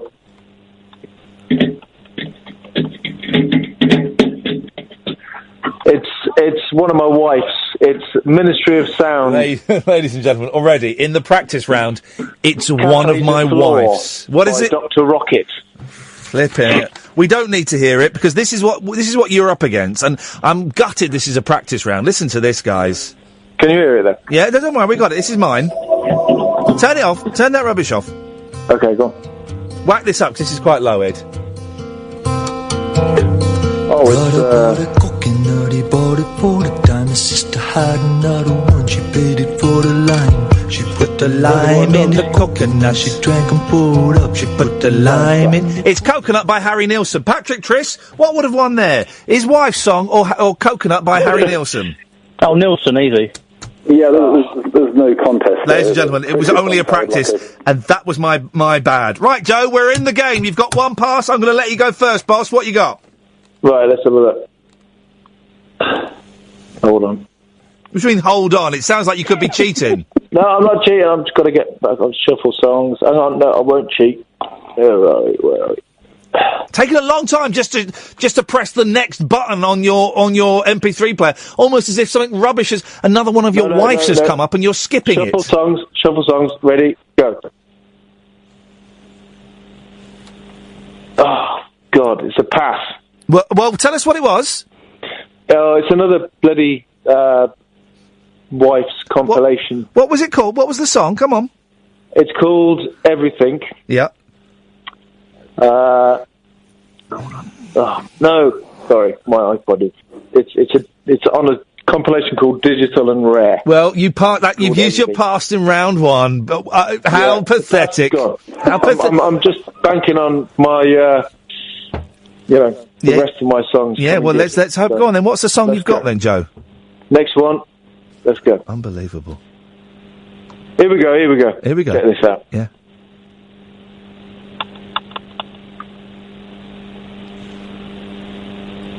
We finish at 1 o'clock tonight, just so. Well, it's When the Levee Breaks by Led Zeppelin, but it's not. Are you sure you've got an MP3 player? It's not just wishful thinking. You're not some fantasist in a hospital for the criminally insane. Here we go. All right, it's When the Levee Breaks. There is Levee Breaks. By Led Zeppelin. All right, well, let's mine. I hit shuffle. This is what we've got. Oh, hang on a minute. In terms of hang on, volume. Where's my volume thing? Here it is. Bum, bum, bum.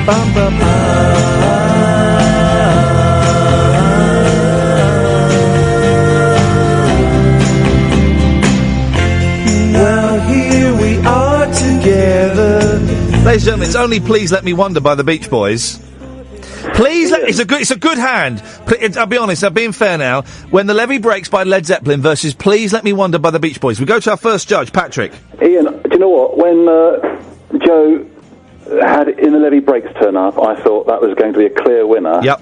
But that's Please Let Me Wonder. That's from B-side of the side B of Beach Boys Today. Am I right? That's correct. Yep. And I mean, to be honest with you, that is. I've got to say, I'm a big Zeppelin fan. But it's the Beach Boys track. I think. That's Patrick. Hang on. Let's go to the linesman. Tris, are you in accordance? Yeah, I'm in accordance. For me, Led Zeppelin are always going to lose. Always going to lose. Okay, Tris, you're going to be the first. Tris, you're going to be the first judge that we come to on the next one. Unfortunately, Joe, that's round one. It's 1-0 to me, and you've used up your pass. Isn't that terrible, huh? Right. Terrible. I'm going to shuffle. Oh boy, we're getting the harmonies tonight. Here we go.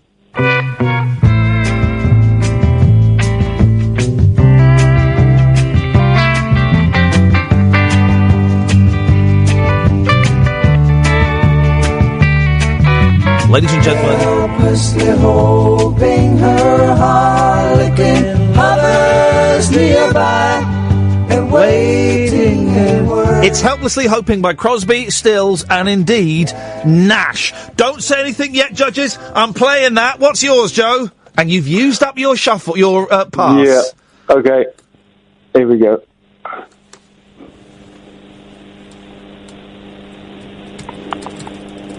Oh God.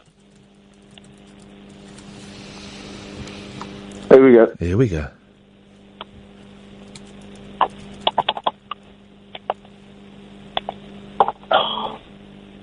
Is this on cassette? Are you playing cassette? I'm sorry, it's on a little iPod player. It doesn't seem to be working very well. Bear with me. Well, we can't. Well, okay, but I'll be honest. This is, it's kind of. It's not good radio. No. Well, no, neither is the show. Don't worry about that. That's never an issue. Before the show started, I started watching a documentary about an American wrestler called Snake the Jake, right? Who apparently was a very big star in the 80s, and then he became an alcoholic and a drug addict, and now he's a... Oh, there we go.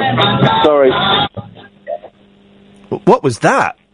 Right, it's called Want Me Cock by Leon Silvers and Owen. It's on that Trojan Scar box. Hang on one second. Catherine, have you heard of the song... Catherine, have you heard of the song that Joe's playing? Just tell us the title of the song again, Joe. It's called Want Me Cock. Have you heard of this song, Want Me Cock? It's not what I'm familiar with. Is it by Farmer Joe? Want Me Cock. Okay. Who sings what? It sounds Jamaican. Is it some sort of folk song? Who wants me cock? No. It sounds like Laurel and Hardy music. Scar. Well, that's another famous. The lady wants your cock, Ollie. Stanley. I don't want to give her my cock. I don't want to give Miss my cock. You don't have to give it to her permanently. It's just a loan. And then you have to go. Okay, Tris, you're the first judge on this one to come in. It's I can't remember. Helplessly Hoping by Crosby, Stills and Nash versus Want Me Cock by a reggae artist. Well, I thought Crosby, Stills and Nash were going to lose when I heard that, but then I heard Want Me Cock. And, Patrick, your thoughts, please. Come on, Patrick Stills and Nash. It's a whitewash. I'd have given it to Want Me Cock if I'm honest. Yeah. Round three. Why not have round three? Just for fun now, Joe, because I've humiliated you. What's your third song? All right. Let's have a look.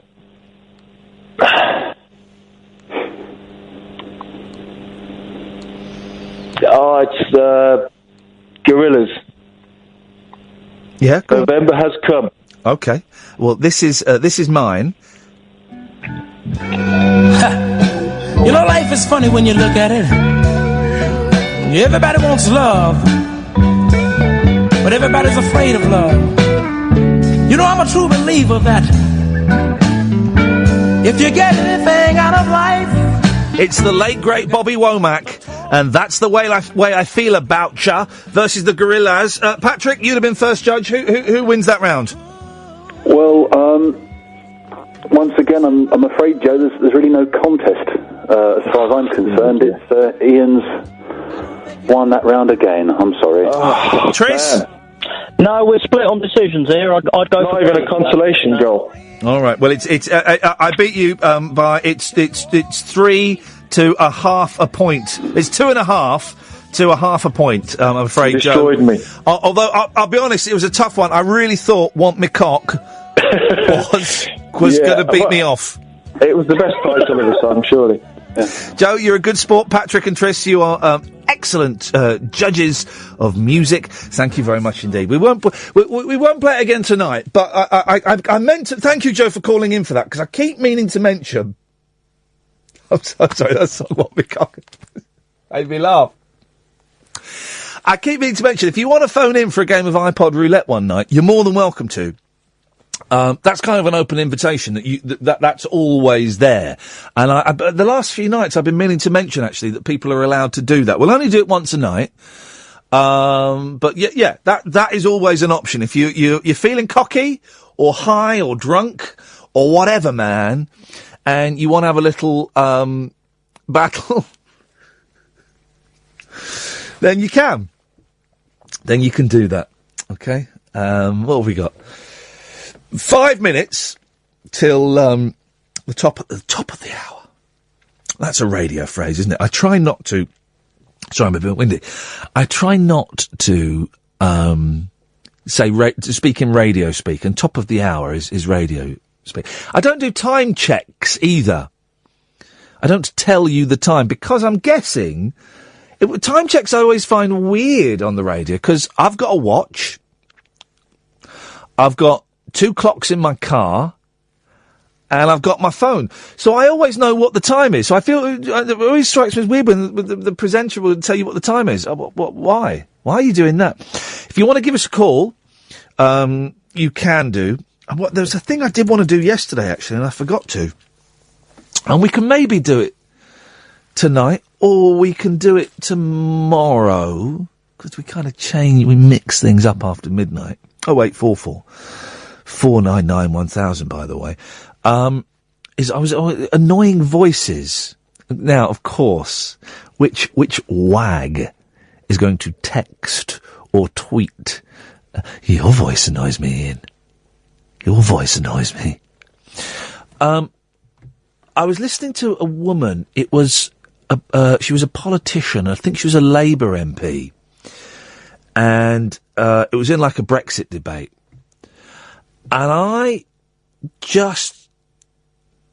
couldn't listen to the points she was making simply because of her voice. I didn't like her voice. Now, she may have been making strong, wonderful... In fact, I don't even know if she's a Leave or a Brexiter or a Remain. I don't know. Because I found her voice so annoying and so irritating that I just instantly took a dislike to this woman. So you can give us a call on that if you want. I know you guys you're not really digging me giving out topics as such, and I'm not really digging me giving out topics. I know we did it a little bit last night with the Noel Edmonds thing. Ed, do you want to get that? You want to get that caller on?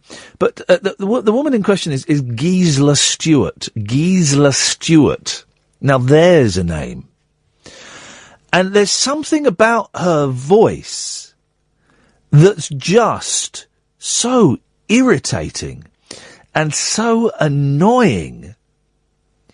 I'm sure she's a delightful person. And boy, oh boy, I realise exactly how shallow it is of me to be making judgments on people on that. I know it. I get it. I totally get it. Right? It's not quite as shallow as doing it on looks, which is what you lot do. I don't do that. You lot do it. I'm above and beyond that. But, I just found her voice so irritating that any point that she was making, I couldn't even listen to it. And she reminds me of, there's a reporter on the BBC who's got a very similar voice. And she's actually brilliant. She's a brilliant reporter. Ulla Gurin, is that her name? Is that the woman? She's a brilliant reporter, but just the tone of her voice, winds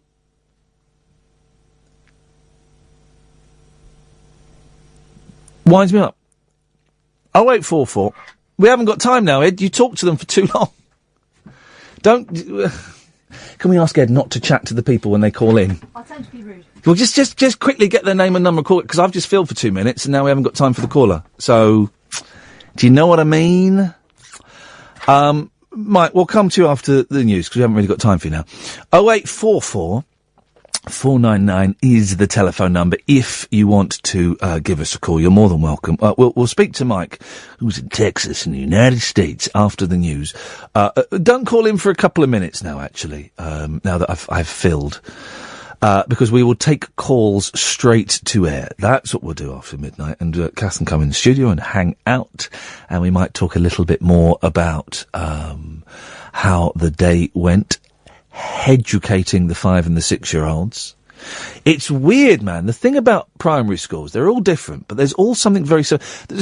We went there just after school lunch, and didn't it? I don't know what is in school lunch that they all smell exactly the same. The school smelt like my primary school, smelt like my boys' primary school. They all smell exactly the same, and I don't know what it is that they're cooking in there.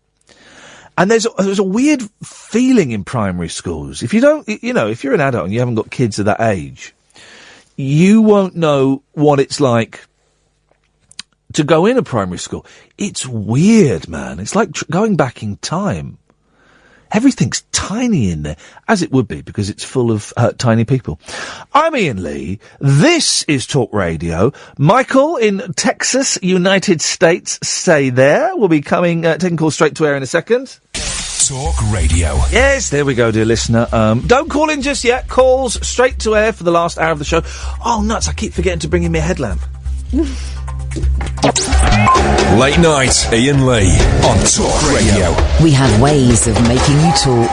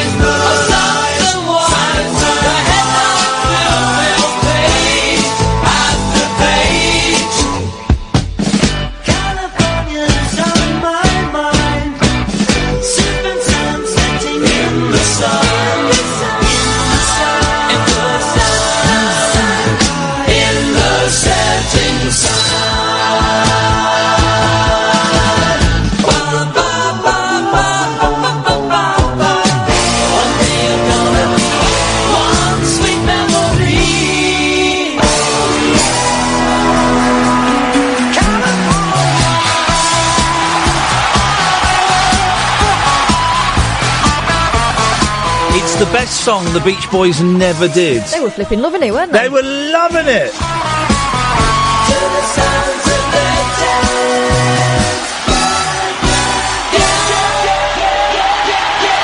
Klaatu. People thought that was the Beatles. I love it. I love it. I love it. Mike is in Texas, of all places. Evening, Michael. Hey, how's it going? Well, it's about a 7-second delay, so this is going to be a not particularly spontaneous conversation. What you got for us, Mike? Well, actually, the reason I was calling, I was watching y'all on Periscope, trying to figure out what the hell y'all playing. How did you find us on Periscope, then? I guess y'all are broadcasting from Periscope, and I saw you, and I called you on the telephone, and some good old boys, he calls me back, and he says, "What's your number?" And he calls me back. He puts me on the air. I mean, hell, I didn't realize, being on Texas, all of a sudden you get put on the air. I guess, being from Texas is VIP treatment. Well, no, yes. You can think that if you like. In many ways it is, but also being in, we haven't got any other callers at the moment, Mike. That's why you jumped straight to the front of the queue. So you are listening to us from Texas. I can see that because of the number on the screen. Why the hell are you watching us on Periscope? Because it's 6 o'clock in the afternoon, I'm drinking beers, and there's nothing better to do in life. There is nothing better to do than sit in Fort Worth, Texas, getting boozed up, and maybe firing a gun, shooting a gun. Have you got a gun there that you could fire for us? No, I don't own a gun. I'm not responsible enough to own a gun, so therefore I don't own a gun. Don't you believe in the Fifth Amendment? That's not the Fifth Amendment. The Second Amendment? Don't you believe in the Bill of Rights? Oh, definitely. I definitely believe in guns. And, when I lived up in North Fort Worth, we'd shoot beavers and turtles. Oh, we don't want to shoot a beaver. In the lake all the time just because they were a menace. How can turtles be a menace? Because they eat your fish in your pond. Yeah. Are we talking snapping turtles? No, just regular turtles. Oh. Just regular turtles. And the damn beavers, they eat all your trees and ruin your landscape. Did you ever have turtle soup? I never have, but my grandmother, when we lived in Louisville, Kentucky, speaking of snapping turtles, they had a couple snapping turtles, and they ate turtle soup, and I was like, nope, don't think so. Hey, man, what's going on there with Trump and Clinton? What do you make of all that nonsense? Well, I hate to say it, but I bet you 99% that Trump's going to be the next president. 2 years ago, I was 100% convinced that Clinton would be the next president. Yeah. But, I think that, I was a hardcore Bush supporter, second Bush supporter. Yeah. And he was such a letdown. He was such a disappointment. And I think a lot of Americans, we believe that, we don't want a dynasty. And with Bush, we saw a dynasty, Bush 1, Bush 2, and the same thing was with Clinton. The question is who's really in command? Yeah. Is it going to be a Hillary or is it going to be Bill? And I think Americans are just tired of that crap. We need something different now. But Trump isn't really that different, though, is he? Trump's the same. He just shouts louder. Yeah. What he does is he's like a different politician. He doesn't tell you what the hell you want to hear. He tells you what he wants to tell you. And I think that's the thing that makes him so unique. It's like, several years ago, you guys had the election of the prime minister, Gordon Brown. Was it Gordon Brown? Well, Gordon Brown was never voted in, no. No. Who was the guy that called the woman the old cow? That was And Gordon then he Brown. had his Gordon white Brown called her a racist, but he A bigot, he called but he was never voted in. He kind of took over from Tony Blair, and the only election he faced, he lost. Exactly. Now, had he just stood up and said, the woman was a racist, I bet you he would have gotten more votes than him whining back to the woman saying, oh, please forgive me, I'm not really a racist. People like authenticity, and you can definitely see authenticity in Trump versus Hillary Clinton. Yeah, well, doesn't make him a great. Yeah, but do you really want a president that makes jokes about disabled people, is offensive to women, lies about how much money he's actually made, because he ain't never going to show everyone how much tax he pays? Because do you know why? Because he's not a billionaire. That's a lie. He's not. He's got a lot of money, but he's not a billionaire. You're absolutely right, but that's the one thing that sucks about America. I've got two choices.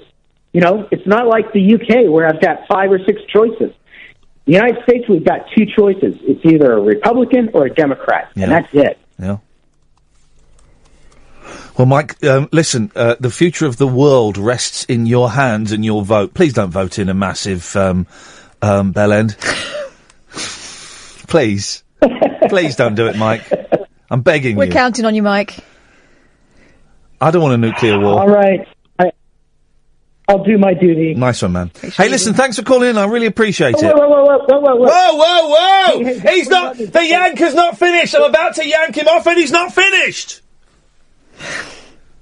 The whole reason why I called. Have we got there yet? Listen, yes, explain to me, what is this show about? Well, what's the game? Mike, the show is about nothing. Why does it... Here's the thing, right? Here's the thing I've discovered. I've done phone-in radio for years and years and years on all these different stations, right? And the show was... What's the show about? The show's going to be... Why has the show got to be about anything?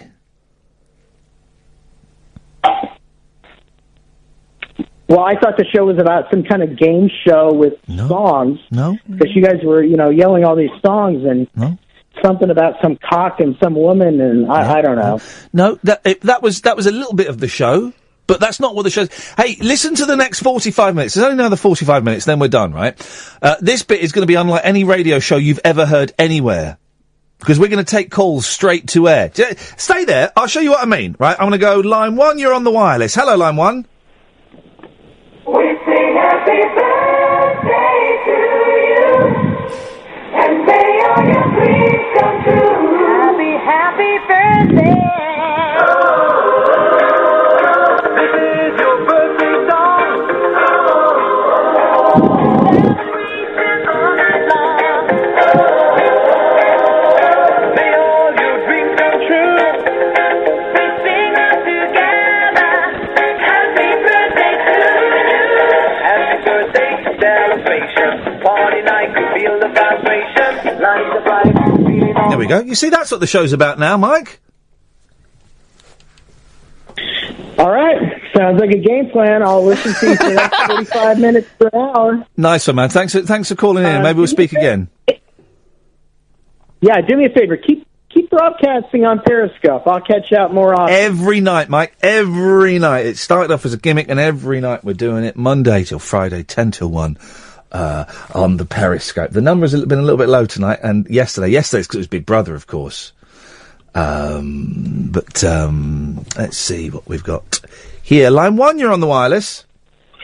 Hi, Ian. My name is Buster Rhymes. I'm here to bust some rhymes. Go on, then. Chug-a-luggin'. Oh. What? Why'd you want to talk? Why'd you want me to bust? Well, some rhymes, obviously. That's what you said. Yeah. I'm out. I'm sorry, I gave up. Oh. Is that it? Yeah. Don't judge me, Ian. I'm a bad man. Well, you've not done any rhymes. Not even a limerick. I'm a poet, but I can't fathom that. Deary me. Line 1, you're on the wireless. 'Cause you probably work at an all-night garage. You probably work at an all-night garage. You probably work at an all-night garage with Talk Radio on. Is that Half Man, Half Biscuit doing a song that mentions Talk Radio? Flippin' heck. Line 2, you're on the wireless. Hello, I'm calling from the gas board. Is that Mr. Iain Lee? Yes, it is. Hello, I've been reading your meter and I have to say I'm quite concerned about the reading. Yeah, me too. Me 3. Yeah, hello, is that Catherine Boyles? Do you want to take your thing up, because you're really quiet. Are you facing... Word. You point it up a bit, because it's pointing down. I don't know why they've turned it upside down. It's ridiculous. Go on. Is that better? Yeah. Put the thing back on, but you need to get closer, because I can hear you. Yes, Mr. Gasman. Yes, and is that Catherine Boyles with you? No. Catherine Boyle. Catherine Boyles, okay, thank you. I've taken notes. Nice. I've noticed that there's a rather large rubber pipe leading out of your gas meter into Ms. Boyles' car. Apparently she is siphoning your gas. You now owe her £3 million. Okie dokie. Can we sort out a payment plan? I'm afraid such things are not available from the gas board, Mr. Lee. This is a very serious matter. What would you suggest, then? Well, I think you best pay me £3 million or buy a magic box. Oh, hello, it's me, it's Noel Edmonds. Oh, no! I don't believe it! Gotcha! I know. I don't believe it! I don't believe it! Oh, you utter... I don't believe it! I thought it was the gas man! Because you said it was the gas. You said it was the gas man, didn't you? You said that, didn't you? I said I was the gas man. I was from the gas board. And I thought you believed me. I thought you were the gas man because you said it. I know, and then you stained your underwear, didn't you? Because you got that £3 million bill. Yeah, I did. I cut myself. I was thinking, which kid are we going to sell? Yeah. Flippin' She heck. hasn't been stealing your gas. She hasn't stolen your gas. It was just a bit of a joke. Flippin' heck. Oh, no. It was a Seriously, Noel. I could kill you. I could literally kill you for doing that, Noel. And if I ever see you around here again, I'm going to smash my phone into your face. Pinky. 0844 499 1000 is the telephone number if you want to give us a call. Gosh. You're more than welcome to. We used to love that as kids, Noel's funny phone calls. But they would always do that thing, wouldn't they? There's going to be no remedy except for... Yeah. You're giving us a wave into camera, you're on Noel's house party! Oh, I never liked Noel's house. You probably don't remember the phone calls. I never liked the house party thing. He used to do the phone calls. Let me find one. I'm a lot younger than you. What? Yeah, he used to on the radio. It'll be when he was doing the breakfast show. Let me type in Noel's funny phone call. What was this, on the radio? Yeah, this was on Radio 1 when he was the breakfast host. Here we go. Prank calls. Here we go. Okay, here we go. This is what one of them would have sounded like. This is a genuine... Okay, we thought this was hilarious back then. Good morning. Could I speak to Charles Deans, please? Speaking. Good morning. My name is Patterson. I have been sent a letter by Magnus McFarlane on your behalf. Are you aware of the existence of Mr. McFarlane? I'm aware of him, yeah. You are? Mm-hmm. I'm president of the Stirlingshire Haggis Sporting Association, and he said that you would be interested possibly in taking part in one of our shoots. Yeah, I am. I think we all are. Have you done much shooting? Afraid not. I haven't been in Scotland for very long, so I haven't had an opportunity to do... Oh, you mean shooting as in general shooting? Yes, yes. No, I haven't, no.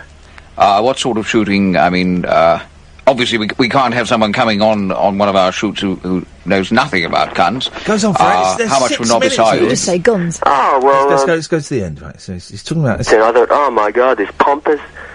His reveal. Let's get to the reveal, hang on. It's on March the 24th. We call it the Glorious 24th. Glorious 24th. Yeah, terrific. That'd be great. You'd be free then? I think so, yeah. I don't think I've got anything planned on that weekend. I'm sorry I didn't catch the name of the association. What was that? Sounds like id.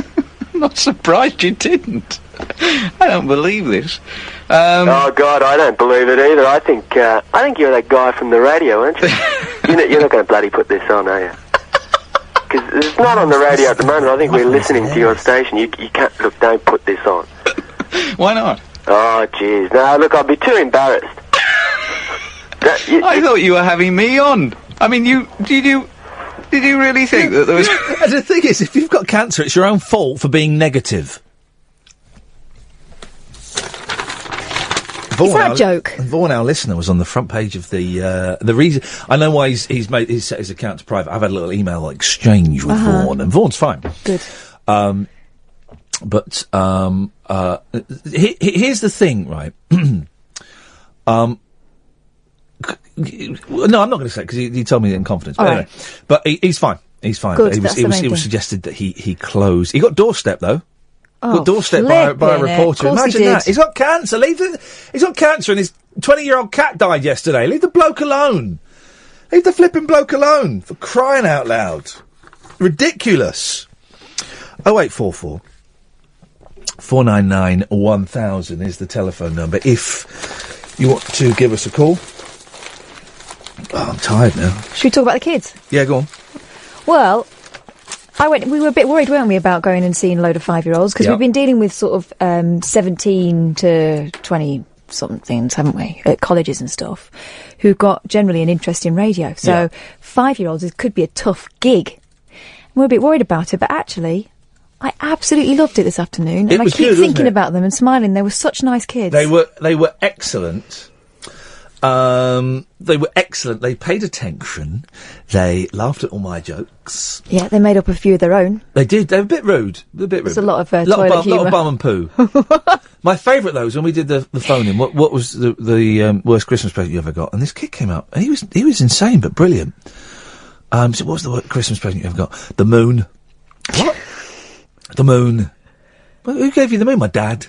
What was it, like a toy moon? No, it was the moon. So he said, well, they gave you the moon for Christmas. He went, yeah. I said, that's a brilliant present. He went, no, I didn't want it. I didn't want it. I didn't want it. I'd have the moon. It's 5. What's he going to do with the moon? Exactly. You want to hang on to that because that's it's going to be worth something. There's a lot of money in the moon.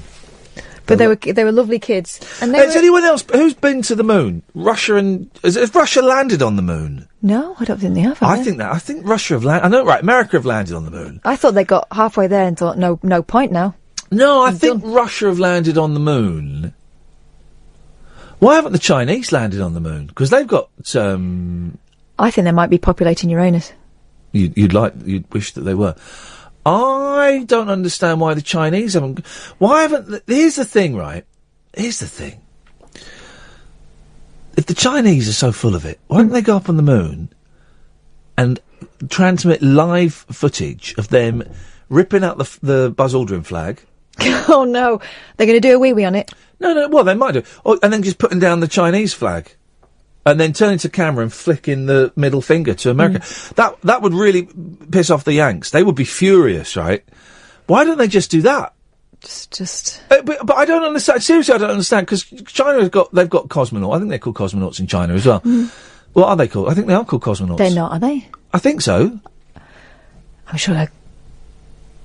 Why do you not think that? Well, they'd be called something in Chinese. No. I think they're cosmonauts. I think the cosmonauts are. Because it's communist, I think they're called the cosmonauts. Well, why? I don't know why you're pulling that face. I genuinely think that they are called cosmonauts. They're not called cosmonauts because of anything communist. It's because of the cosmos. Yeah, exactly. But that's what they refer. That's why the Russians call them cosmonauts. I know it's because they're communist, but they have an affiliation. We'll Google it. Right, we'll Google it. You know, it's getting a bit tense. I knew. Well, astronauts called. Okay, I bet they're called cosmonauts. Oh no, fair play. They're called Yuhangyuans or Takanauts. Yeah, okay. So there we go, Catherine. I don't like your attitude. 0844 499 1000 is the telephone number if you want to give us a call. No one particularly does at the moment, and that's fine. I'm not feeling like I particularly want to do the rest of the show, to be honest. I'm not really feeling the vibe. So what to do? I don't know. I'm not feeling it. I'm not feeling it. No, I know. No. You go and do the podcast. I'll sort this out. I've done it. Well, I'll leave you to it. I'll sort this out. I'll sort this out.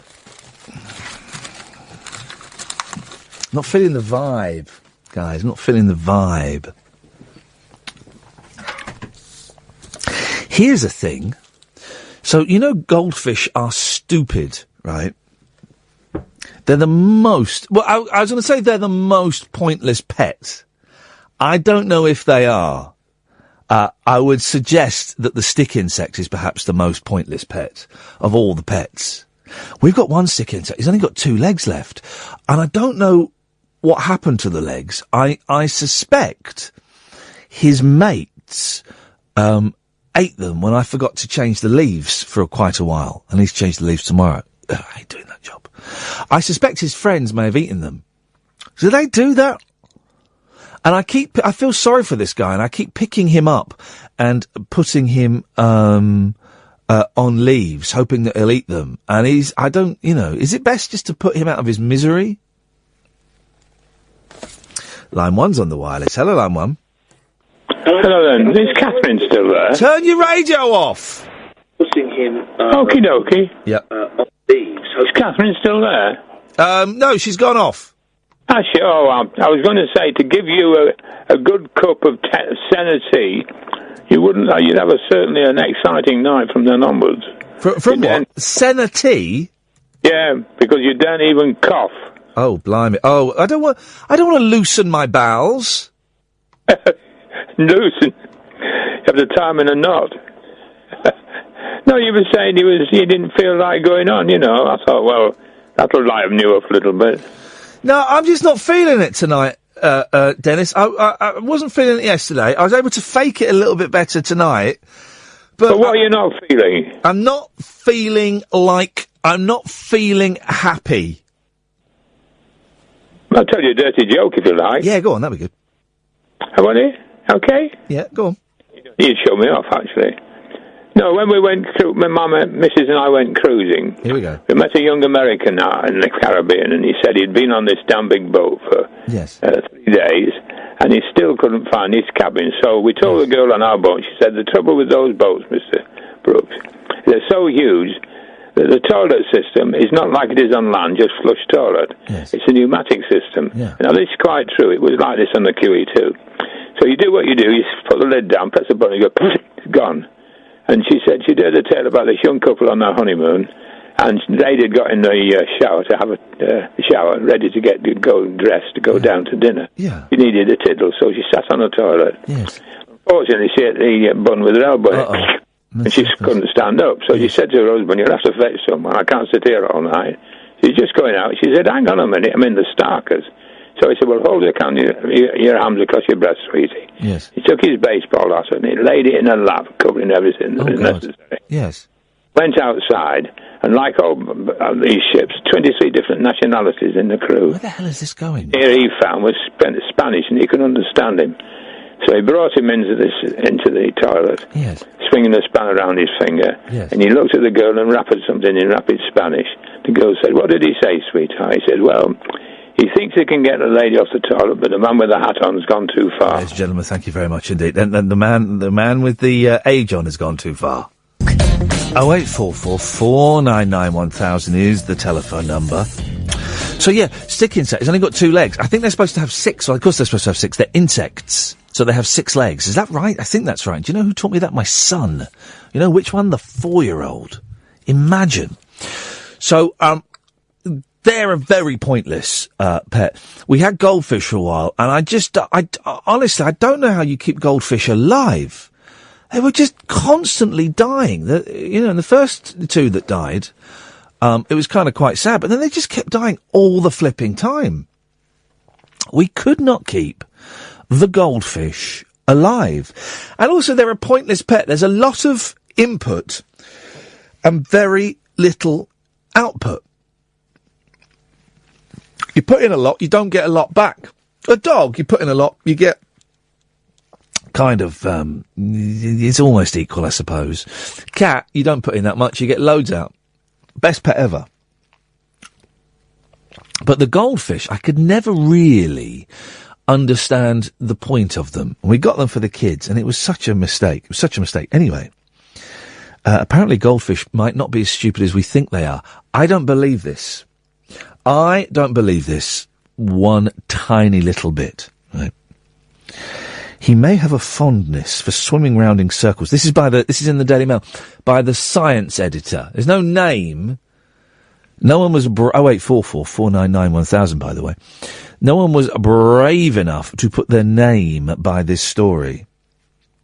He may have a fondness for swimming in circles, but beyond his glassy-eyed stare, your pet goldfish could have hidden depths. Depths.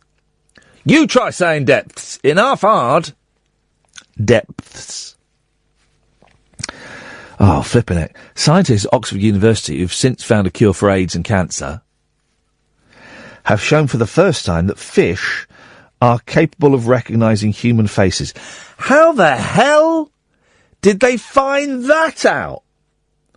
What on earth were they doing to find out that fish could recognise in fact, what meeting were they at? Do you know what we should do? Hang on a second. Yes, line 1, you're on the wireless. Oh, hi. Hello. How you doing? Hi. I only caught up with the show yesterday, this afternoon. I was driving home listening to the podcast about Noel Edmonds, and I've just watched this morning. I didn't watch it. I should have watched it. How did it go?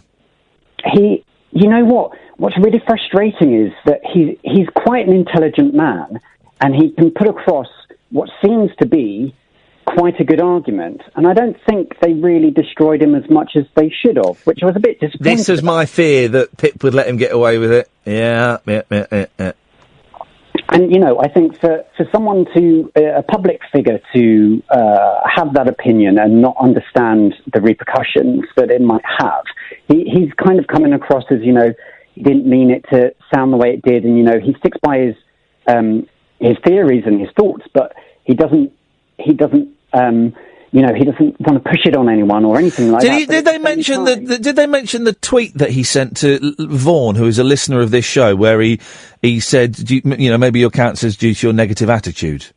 Yeah, so they kind of mentioned it. Philip tried to mention it, and then he tried to, he'd be a brilliant politician. He kind of dodged the question and moved on to something else. I just kind of feel that anyone that gives anyone who's ill, and you're giving false hope to those people that are trying to find any kind of hope, I think is just very disappointing. I just think it's such a shame. I've got Steve, who's a friend of mine, emailed me today. He enjoyed listening to this yesterday, and he's done some research on the company that makes this box, right? Yeah. Now, this box can tackle cancer, according to Edmonds, right? And even on the website, they say they distance themselves from what he said, but they do say it can reduce pain, treat depression, and they have had early, promising results with cancer, right? Yeah. The box sells for £2,500. They have a total net assets, this company, of £18,000 and liabilities of £72,000. So wow. They're in debt, right? Yeah. And the one of the directors, Maria Robertson, was Noel Edmonds' assistant for 25 years. Now, I bet they didn't mention any of that, did they, during the interview? No, right. None at all. And that's my friend Steve, who's a top bloke and runs this AV company, who did a little bit of research online. And all of that is, Edmonds can say what he wants to say. The thing that got me was him suggesting to someone who's very, very seriously ill that maybe it's your negative attitude. Really patronising, condescending, ill thought out tweet. And I just thought that was nasty. Forget the stuff about promising false hope to people who are desperate. That was just nasty. Yeah, you're actually right. And again, someone who has, I think people in the public eye have a responsibility, I think, and social media draws them closer to the public, and perhaps he didn't mean it to say the way that it sounded. However, I don't think you could misinterpret that message in any other way than how it reads. Yeah. And so I don't think, he's ever going to be able to get out of it, apart from he stands by it and he says that through positive thinking, he had cancer himself, apparently, and through positive thinking and through a lot of other things. Well, were some of those other things chemo or radiotherapy at all? Well, you see, he didn't mention that. He mentioned other, like, homeopathic and other, right. sources, but, one can't believe that he didn't also use the preferred treatment, as I think anyone would if they were in that situation. I would, Edmonds, bollocks. You're talking rubbish. Dan is just very quick. Let's have a listen. Dan has sent me the interview. I'm going to jump forward to he says about 5:30. He says the look on Edmonds' face, it looks like he's planning to Philip Schofield's death. So I'm going to jump forward to about 5:10. Here we go. This is Edmonds on This Morning. Yeah, no, I get that. A simple box that slows down raging, reduces pain, lifts depression, stress, tackles cancer. Yep, tackles cancer. That's the box you're talking about. Yeah. That's it. 8 minutes and you feel ready for another exciting day, yippee, and then you say what it is. Did for me. I get that. But obviously people are going to get a little bit sceptical with the fact that you keep banging on about this £2,300 box, will you know the people who were making it? Well, yeah, of course I do know. Now I do know Sam and Steve, who are two brilliant practitioners. You say now you do know. Didn't you know before? What do you mean, before what? You said now I do know. Yeah, I do know them. They are both osteopaths. They're professionals. They introduced me to the technology. Maria Robertson, who's the director of the company, I've known for 30 years. But they've said the opinions of Mr. Noel Edmonds are his alone and do not reflect in any way with the opinions of us at EMP PAD. We had no discussion, input or prior knowledge of the content of Mr. Edmonds' statement. Yeah. We do not agree with it in any way, shape or form. Fine. All I'm saying is, by using pulsed electromagnetism and a series of other things, I am now free of prostate cancer. For more of the... Well, I mean, it's kind of tense, isn't it? What's going on? Again, we should be better than this, but we're not. What's going on with his beard? I thought that. The thing is, though, it's kind of growing closer and closer to his eyes, I think. Like, his beard's getting bigger. It's very odd. He's losing hair on the top and gaining it on his face. Yeah, it's a weird one. Listen, thank you for that. I appreciate that. Yeah. Oh, Edmonds, what are we going to do with you? You've gone right down in my already quite low estimation. 0844 499 1000. 0844 499 1000 is the telephone number if you want to give us a call. You're more than welcome to. 7 pence a minute plus your access charge, significantly more from some mobiles, but not from all mobiles. You can call in about anything you want for the last 15 minutes. I'll be honest, the vibe has disappeared from the studio quite spectacularly. I feel like I need a break from doing this, man. I don't know how much longer I can keep this up. Now, so this is the scientists at Oxford University have found that fish are capable of recognising human faces. What meeting were they having when they decided that's what I know what? Let's investigate whether fish can recognise human faces. Yeah, great one. Okay, fine. They easily picked out a familiar face out of 44 unknown ones. The study was carried out on archerfish. What the hell is an archerfish? Anybody know what that is? Never heard of such a thing. However, researcher Kate Newport said it's possible the skill extends to other species. Gosh. Dr. Newport capitalised on the archerfish's ability to spit out jets of water. The fish were trained to spit at one of two faces on a screen. How can you train a fish? I've missed out on all this big time. You can train fish these days. The fish were trained. I'm sure I saw on Eurotrash, I think it was Eurotrash, a theatre, like a tiny little theatre, where it was all trained cats. And I'd always thought you can't train cats much beyond, using the litter tray and stuff. But I'm sure it's a theatre where cats were, like, doing tightrope and stuff like that. I'm sure I've seen that.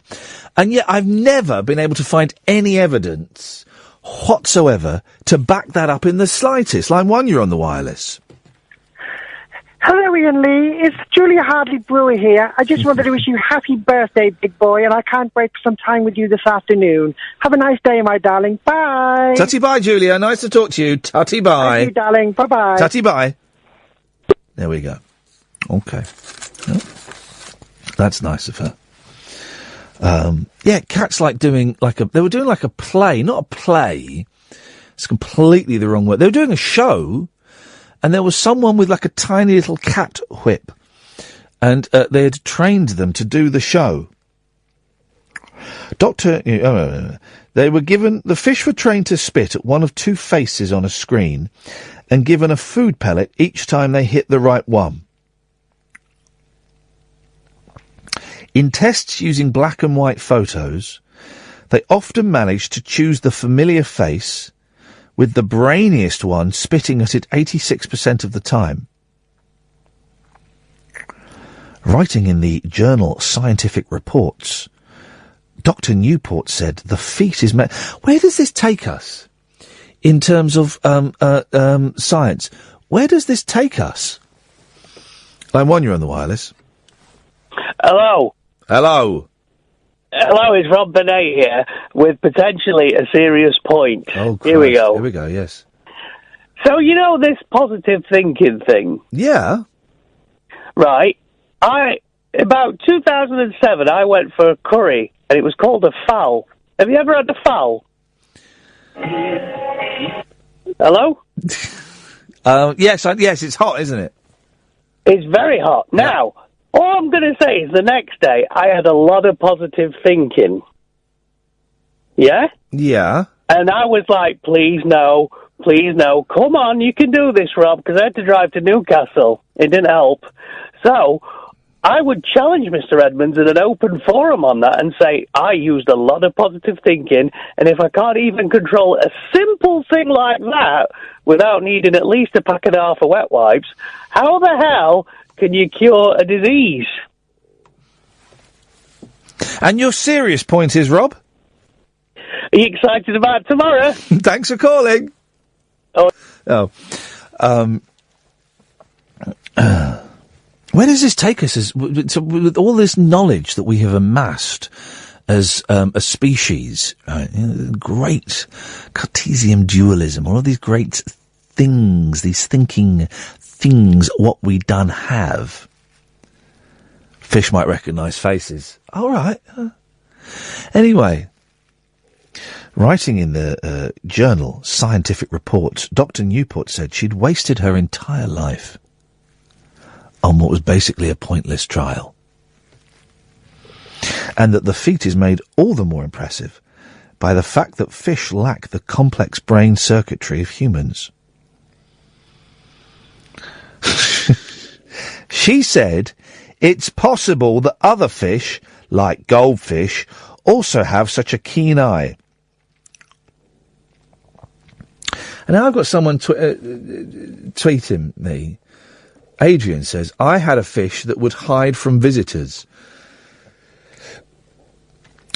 Really? Dr. Newport added, I know that when new people walk into my laboratory aquariums, the fish can get a little bit shy. It ties in with what Adrian was saying. Shy fish. Shish. But when I walk in, they all start spitting jets of water at me, so you never know. I think this young lady here has basically wasted her entire career on what is ultimately a pointless exercise. Really? 0844 499 1000 is the telephone number. Hugh Hefner, of all people. You dirty old man.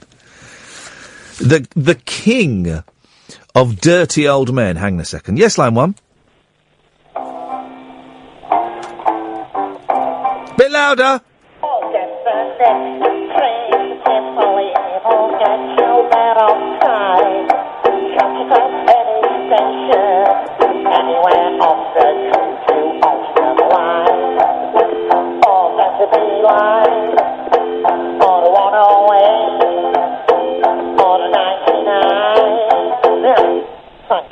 Thank you very much indeed, Frank. Always a pleasure to have a little bit of Frank Sidebottom on the show. Always a pleasure. Hugh Hefner, the American Peter Stringfellow, and I don't think he does it with the class of Stringfellow. I think Stringfellow is a much classier, dirty old man. But that's just me. Literally. Hugh Hefner has sold his Playboy mansion to his next-door neighbour for £82 million. Man alive, you know when you move house, right, and you move into a new house and you kind of get the cleaners in to give it a clean. Imagine having to clean all that up. It's going to be, you wouldn't want to sit on any of the furniture, would you? Blimey. It's going to be everywhere. It is going to be everywhere. It's fantastic. The 29-room Party Palace, which was built in 1927, went on the market in January at £137 million. But Hef reportedly accepted a lower bid from businessman Darren Metropoulos, who's 32 years old. Imagine being 32 years old, right? And you can afford 82 million quid on a dirty old man's house. Imagine that. It's nuts. I bought my first place when I was a bit younger, like 28, 29, and I was on telly, and I had to borrow money off my mum for the deposit. But here's the thing, right? Here's the rub. Imagine all the rubs that have been taking place in there. But here's the thing, right? So he sold it for 82 million quid, right? A condition of the sale was that Hefner, who's 90, could live in the Los Angeles home with his third wife for the rest of his life. What? Hey, Darren Metropoulos is bringing us over some Greek food tonight. Don't eat it, Hef! He's trying to bump you off.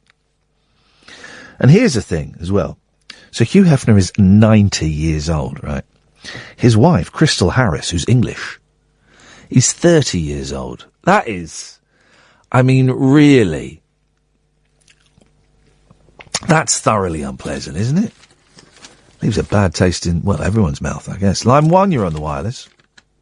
Hi there. I've just got some spare time on my hands. Just recently lost my job, and I decided I'm going to start getting into my old video game collection. I was just wondering if you had any ideas what I should go for right now. Well, what have you got in your collection? I've got all these old games. You know, I used to collect all the SNES ones, but yeah, my shelf's getting quite large now. I've got the old Wii U recently, so I was thinking about giving that a go. Go. Here's the thing. Do yourself a favour. Go and get yourself a Dreamcast online. I've got a Dreamcast. I should get around to playing that again. Get the Dreamcast out. It's one of the best consoles ever made. That's a good point. I need to get Shenmue playing again. That's what I want. Yeah, do you know what? I gave up on Shenmue when I got to, like, is it like 3 discs in that game, I think? I think so, yeah, and there was like some sort of weird online disc as well. Yeah, I got to either the end of the first or the second disc, and it didn't save. And I thought, nah, life's too short. I ain't doing that again. I'm not going there again. Yeah, it takes a lot out of you, really, on that sort of game. It does. Yeah, I would say, I mean, I don't think the SNES games stand up that well, to be honest. No, well, definitely not the ones we've got in the UK. I think the ones in Japan and some in America are a bit better. The Super Famicom, as it was known in Japan, could go online. It was the first games console that could go online. Really? Yeah, in Japan. Used to go online and you could get, I can't think, get like weather reports and, it was like kind of like teletext, but on a SNES. Oh yeah, I think I've seen something like that. There was some sort of weird thing that you could view stock on it as well. Yeah, that was it. Yes, there was stocks and shares, and I think maybe horse racing as well. Go and do that, man alive! I envy you. I envy you the endless possibilities that you have facing you. I tell you what, let's end with a little bit of this, shall we? I'm a cork on the ocean. Floating over the raging sea. How deep